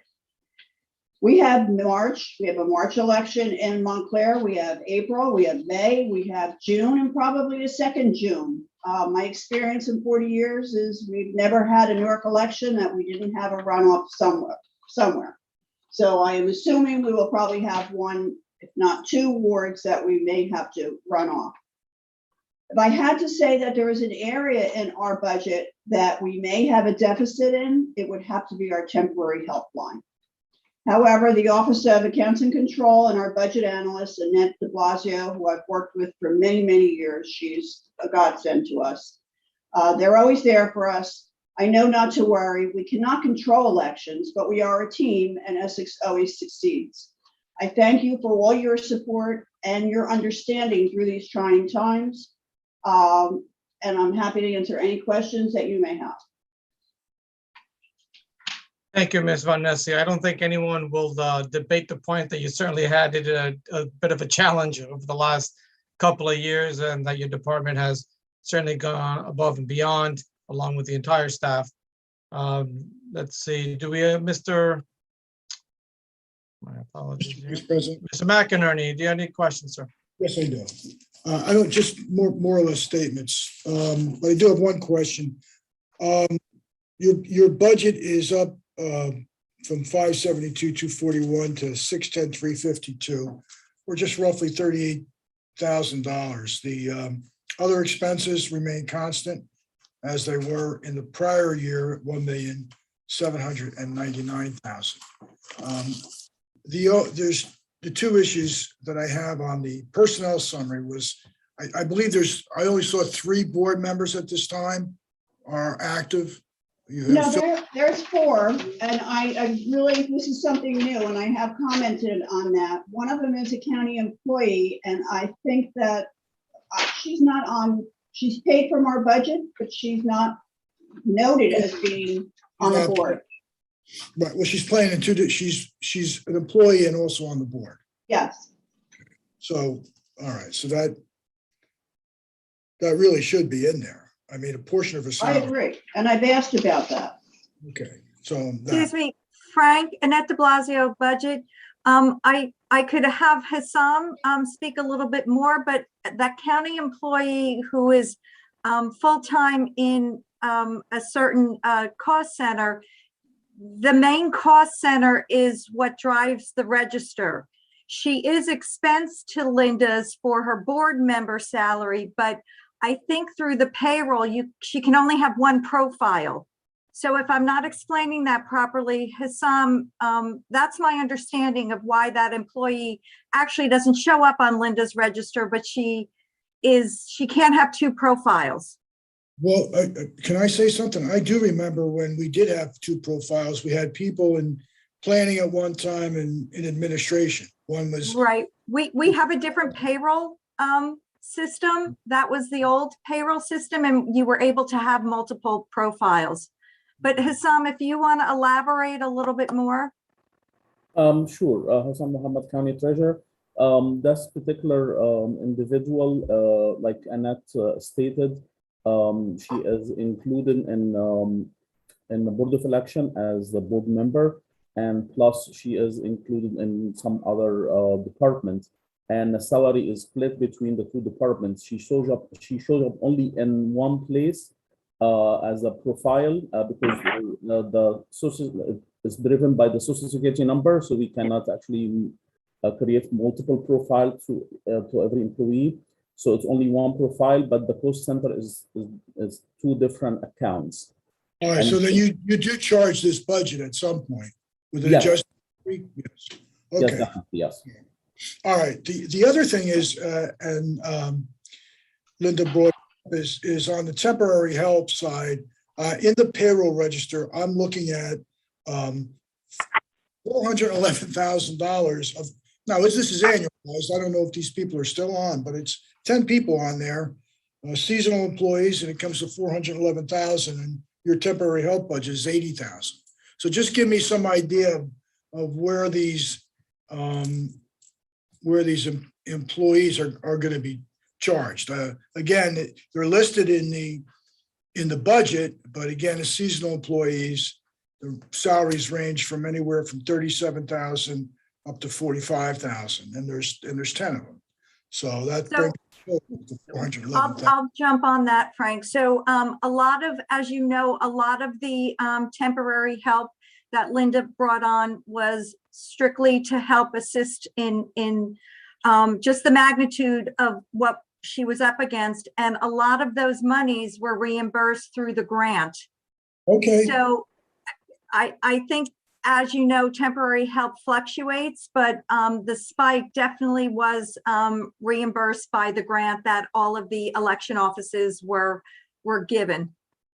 Okay, so what defines what gets booked in the, how do you determine, because we see charge-offs to grants all the time. The salaries are listed and itemized in the personnel summary, but then subsequently shown going out as a negative to a grant. What defines what you show as, was COVID just something different, those grants that we didn't show in this budget? Hassam can reply to the accounting end, but this wasn't COVID. This was the early voting grant. The monies that, so Linda and every department had to submit reports, very strict reports, and had to itemize all of the temporary help and the overtime help that fit the criteria of the early voting grant. Right, but see, for purposes of the board and kind of getting a good idea, it's always, my recommendation has always been like you show the positions within the personnel summary and then you charge them out to the grant. That's how we've done it historically. And we still do it historically that way when there's charge out to grants. If you look in various departments, I'm just curious why we didn't do it this way. Well, the early voting grant, Frank, came well after Linda submitted her budget. Okay. The timing, and Hassam, if you want to just add to the particulars, Yes, I will. So regarding the early voting grant, this is reimbursable, the reimbursed from the state for 3 offices, Board of Election and Commission of Registration and County Clerk. And it depends about how much they expended. And the temporary help actually fluctuate based on the needs for that. So at the time, if we did the budget, we did not know how much is the temporary help needed that for early voting, because it was relatively new to everybody. All right, fair enough. Thank you, Hassam. So yeah, with regard again to Board of Elections budget, outside of those two items that I referenced. Everything else, is relatively the same. There is a little increase, a $38,000 increase in the, and that's going from 10 positions to 11 positions from 2021 to 2022. And that's, I'm assuming that's why there is a 7% increase in the budget to fill that extra position. And that's all I have. Question, just to be clear, I have one seasonal that is still here. It's not showing that I have, did you say it's showing that I have 10? I'm saying the payroll register has 10 employees listed as seasonal for a total of $411,320.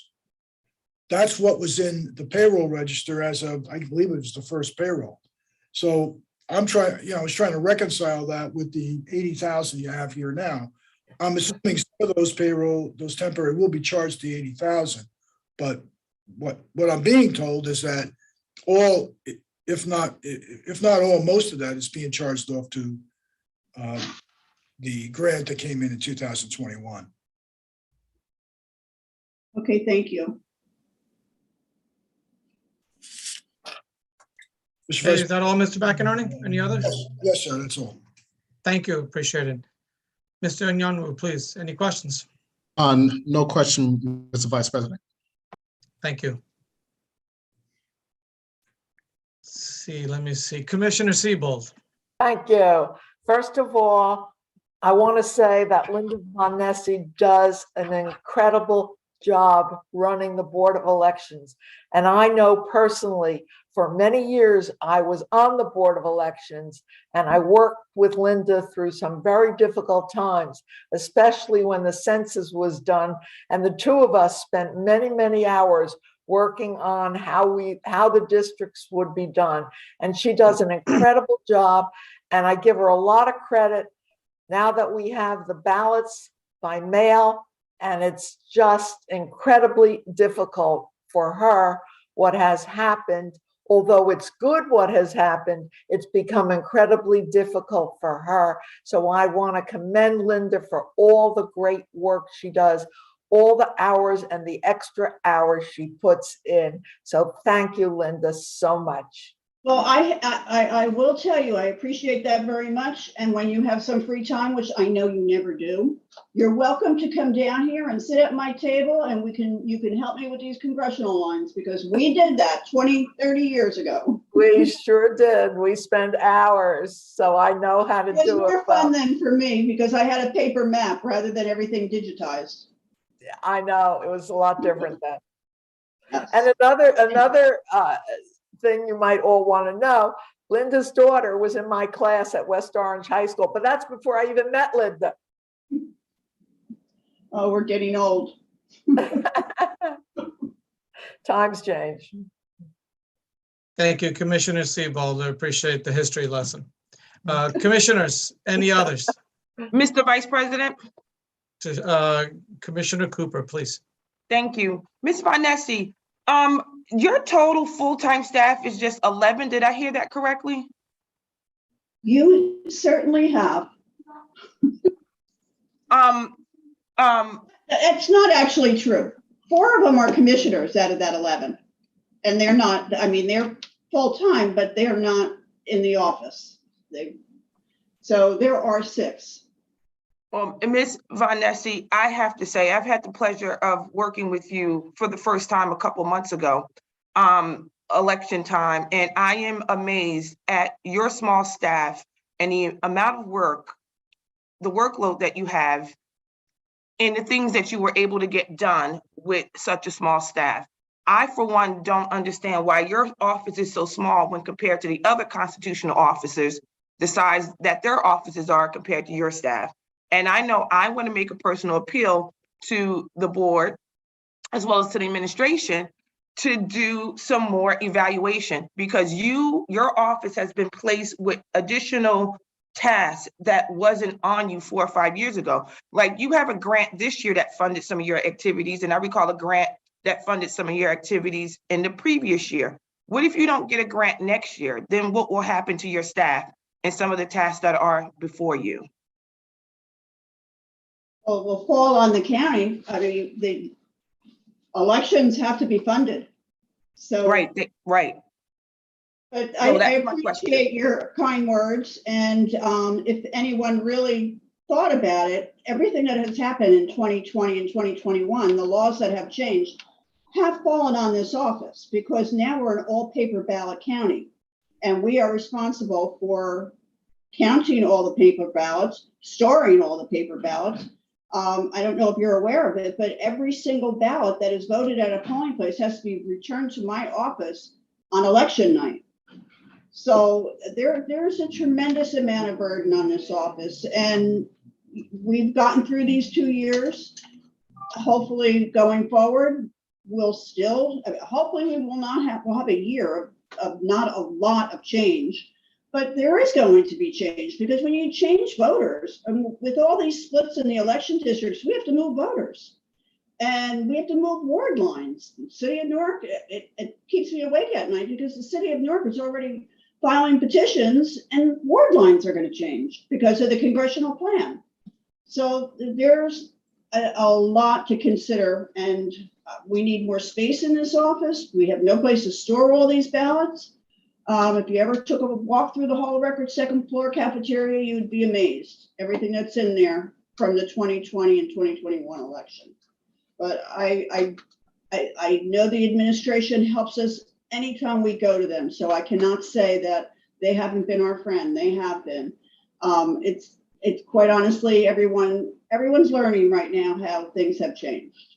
I'm sure. I remember, and how I got to really be,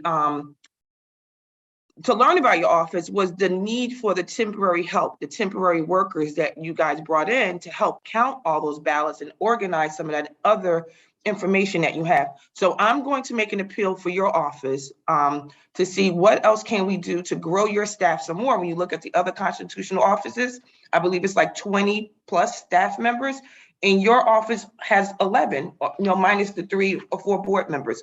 So I'm letting the rest of the commissioners know that I'm going to be asking and advocating for your office a little bit more during this budget season. Thank you, Ms. Vanessi, for all that you do. You and your staff.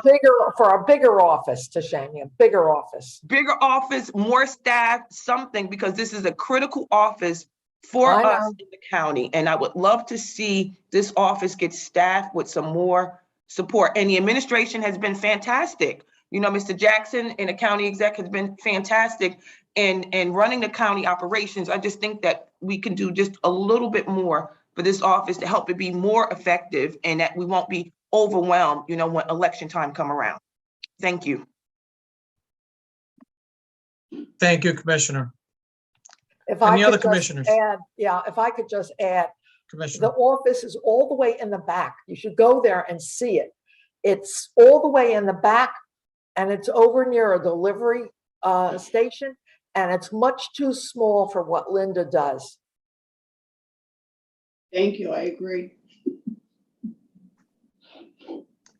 Commissioners, anyone else?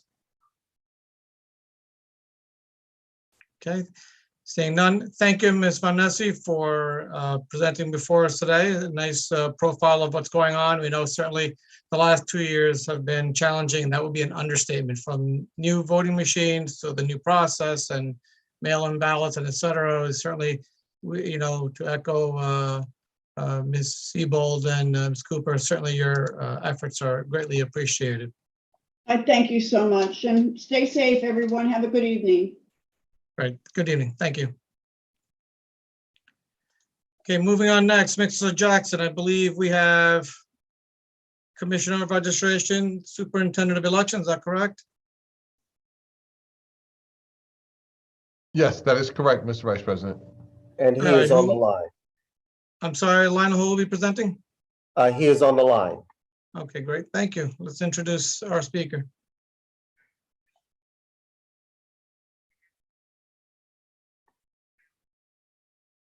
Good evening, Commissioner President Wayne Richardson and Commissioner Vice President Carlos Palmeros and Commissioners. My name is Patricia Spango. I am the Superintendent of Elections, Commissioner of Registration.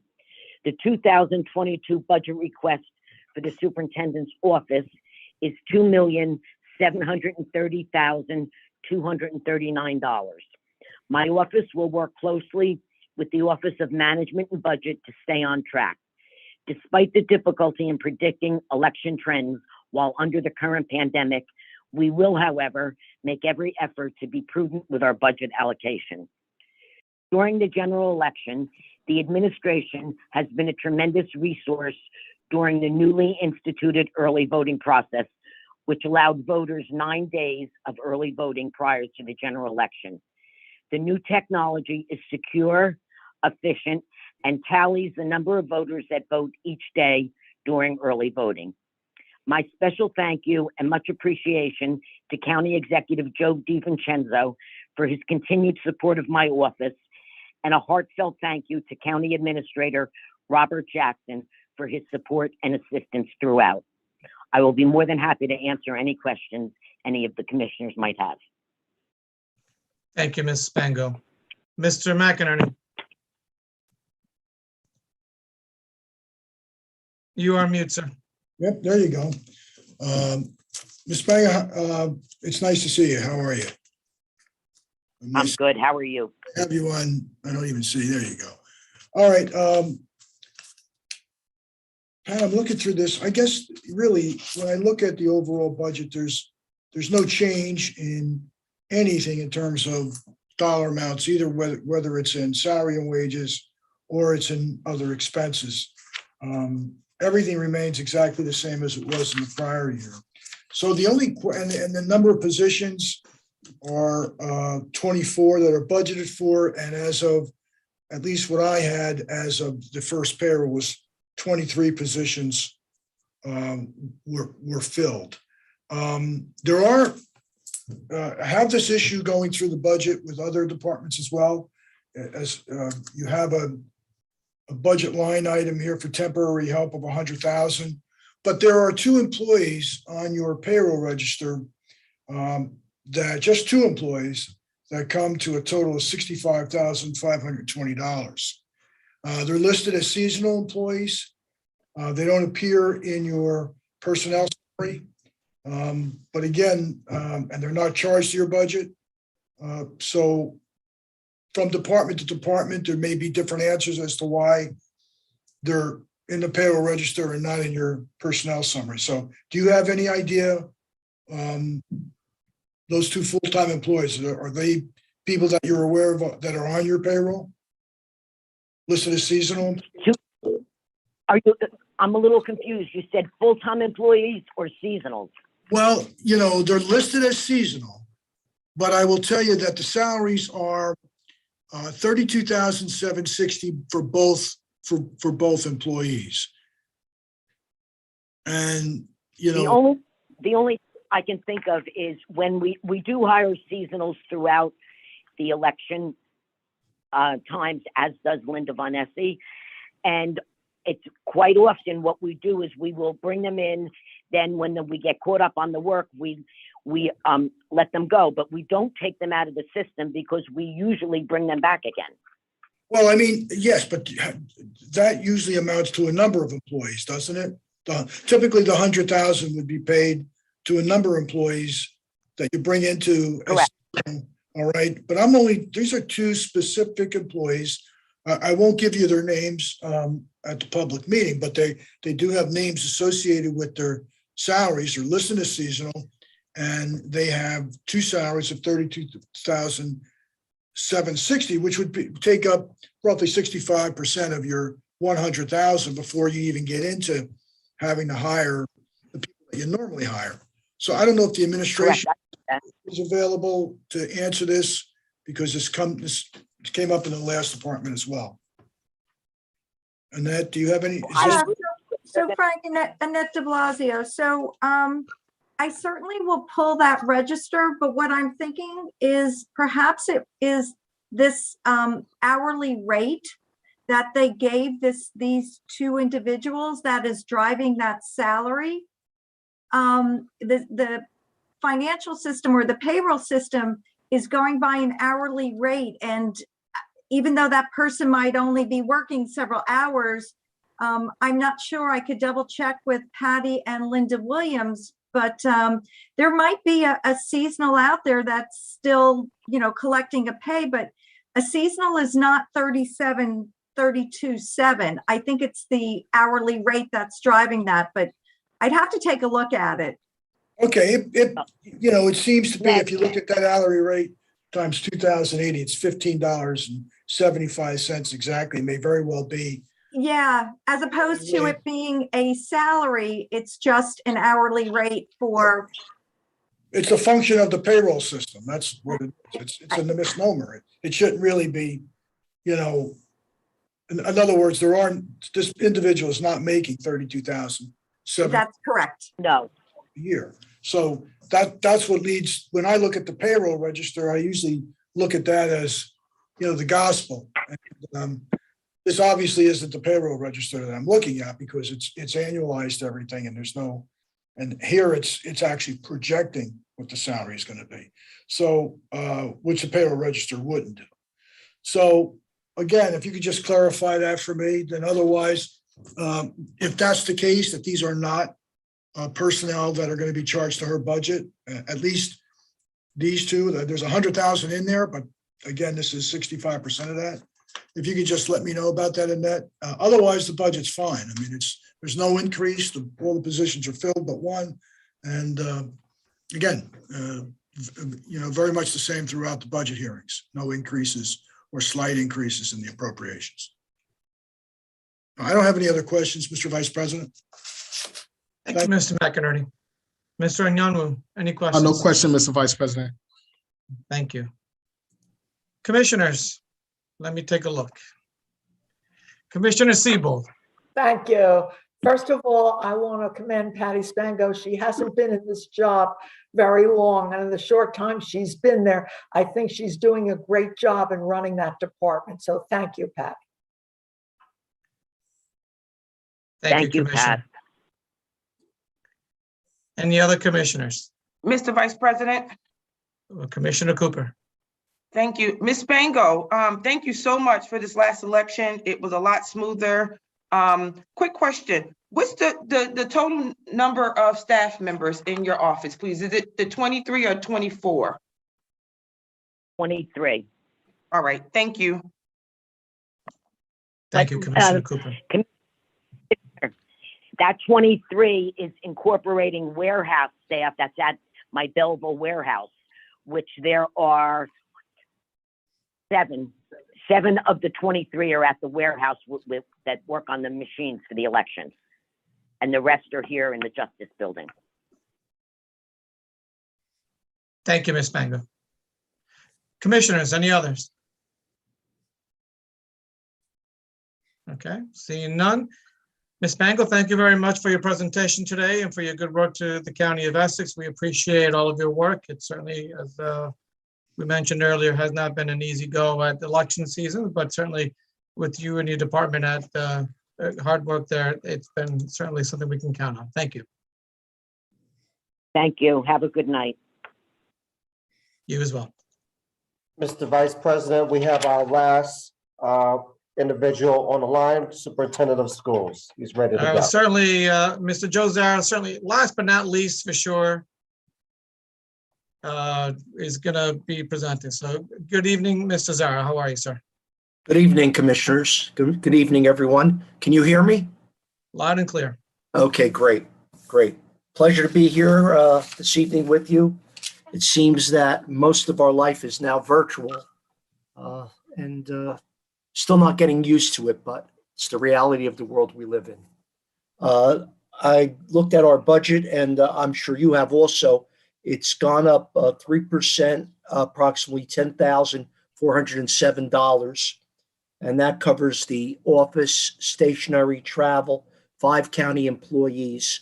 And our role is to oversee or represent Trenton with the 23 school districts, 24 charter schools, approved private schools, approximately 13,000 educators in Essex County, 117,000 students.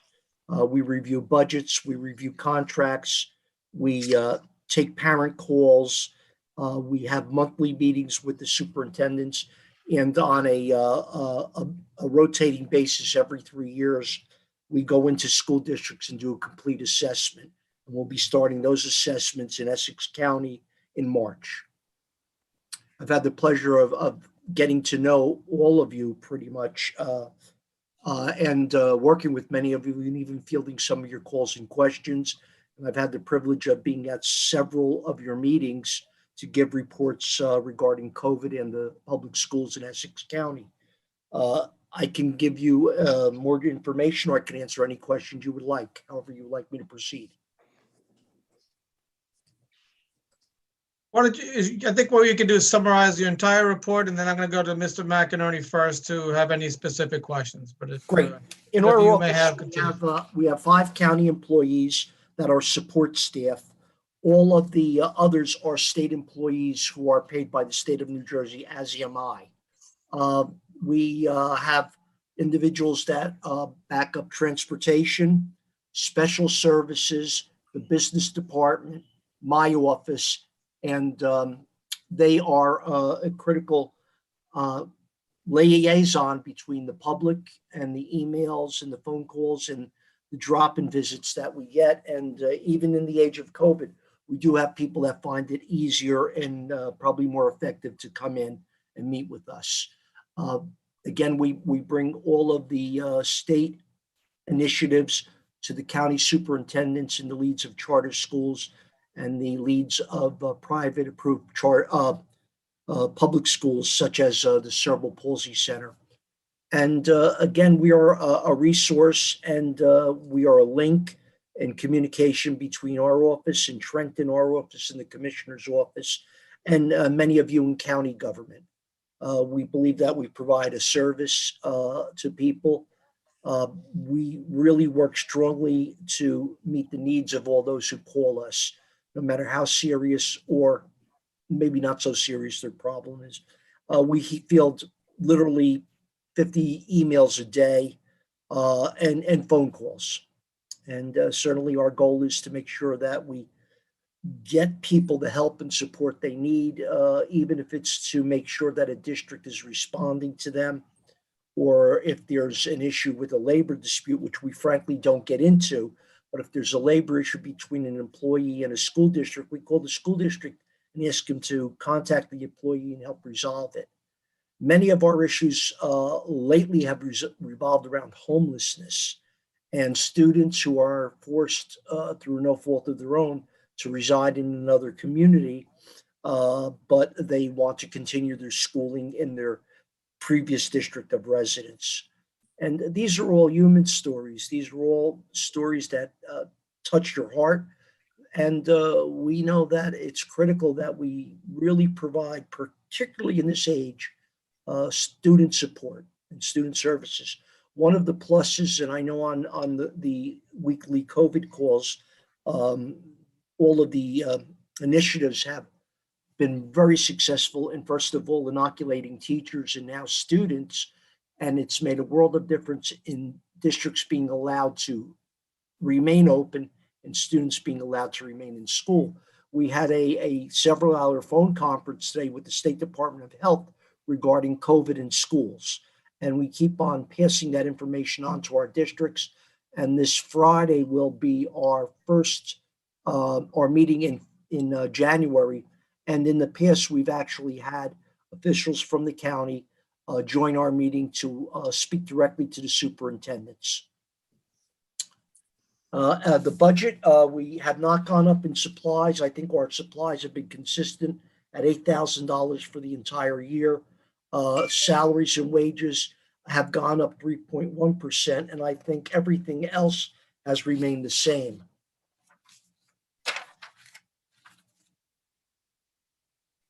thank you, Mr. Zara. Mr. McInerney. Thank you very much. As every year, just run through this, these are the 5 employees that are part of the county budget, but there are additional employees that the state pays for that is also part of this department. So although the department has more employees, we're only responsible for the payment of 5 employees. I really don't, every year I say the same thing. I really don't have any questions. The budget doesn't change much. It's one of the smallest budgets we have within the county budget. or smallest departments in terms of size. There's a slight increase over last year.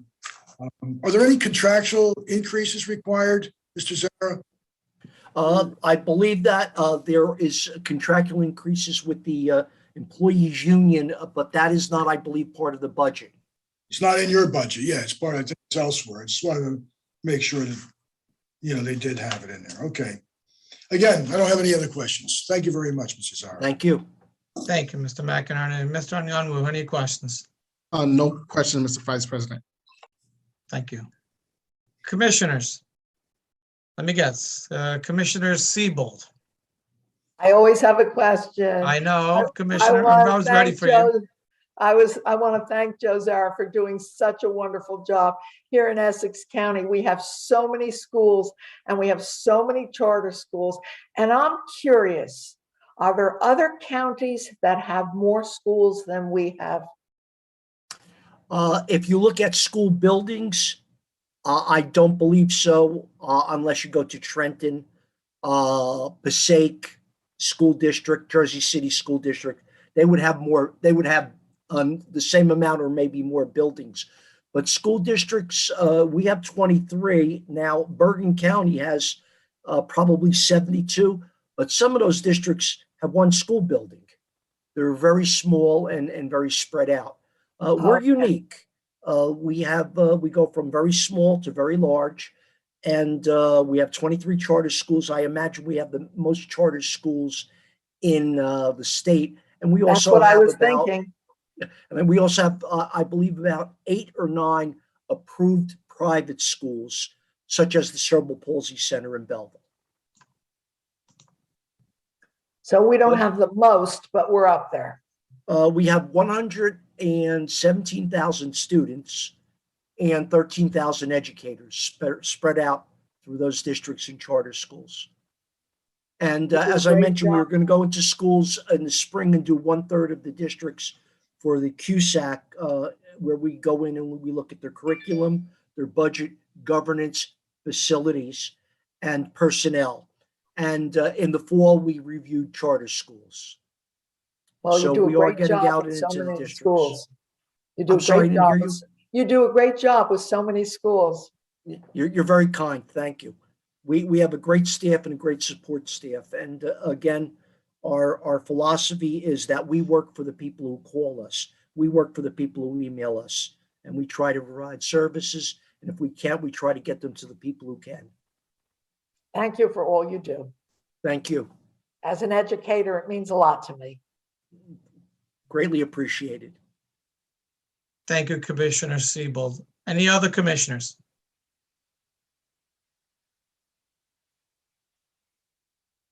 Last call. Bueller, anyone? Throw a Bueller reference in there. All right, I was making sure you guys are paying attention. Thank you, Mr. Zara, for your presentation and for reminding us, despite the fact that these are budget hearings, that a lot of what you do are human stories. As one who is married to one of the many teachers in Essex County, I know that my wife has, especially in the last couple of years, had a lot of those human stories brought to her. And, I teach the older ones in college and we get them there too. So certainly, I think it's an underrated position in the education world. So thank you so much for reminding us of that. And you're free to go. And for the rest of us, I think that concludes the evening. So a couple of housekeeping things. Have a good night, everyone. Thank you, Thank Mr. you. Zara. You too. So for the rest of it, I believe that's all for the presentations today. Let me just, a couple of quick housekeeping things. Tomorrow, we will be back at the hearings again, beginning at 4 o'clock. We have the following departments: Park and Recreations, Health and Rehabilitation, Public Works, Citizen Services, Corrections, County Council, Admin and Finance, Central Expenses and Insurance, Debt Service, Unclassified Deferred Charges, which sounds very exciting, Revenues, Commissioners, and Administration.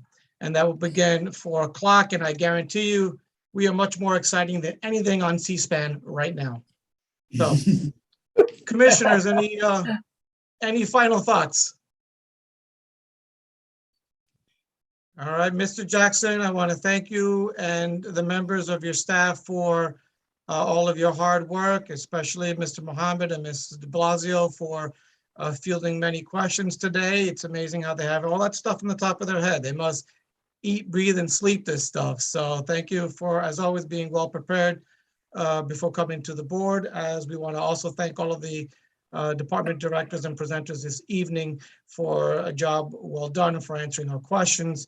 And on that note, Madam Clerk, do we have any other housekeeping or announcements to make before we close? Mr. Vice President, you covered everything well. I have nothing else to add. Thank you, Madam Clerk. All right, well, can I get a motion to adjourn? I'll move. Thank you, Commissioner Second. Siebel. Thank you, Commissioner Graham. All in favor, say aye. Aye. Aye. The ayes have it. Good evening. Go watch C-SPAN. Good evening. Good job, Thanks Good everybody. night. Thanks for a great job. See you Thank you. tomorrow. Good night.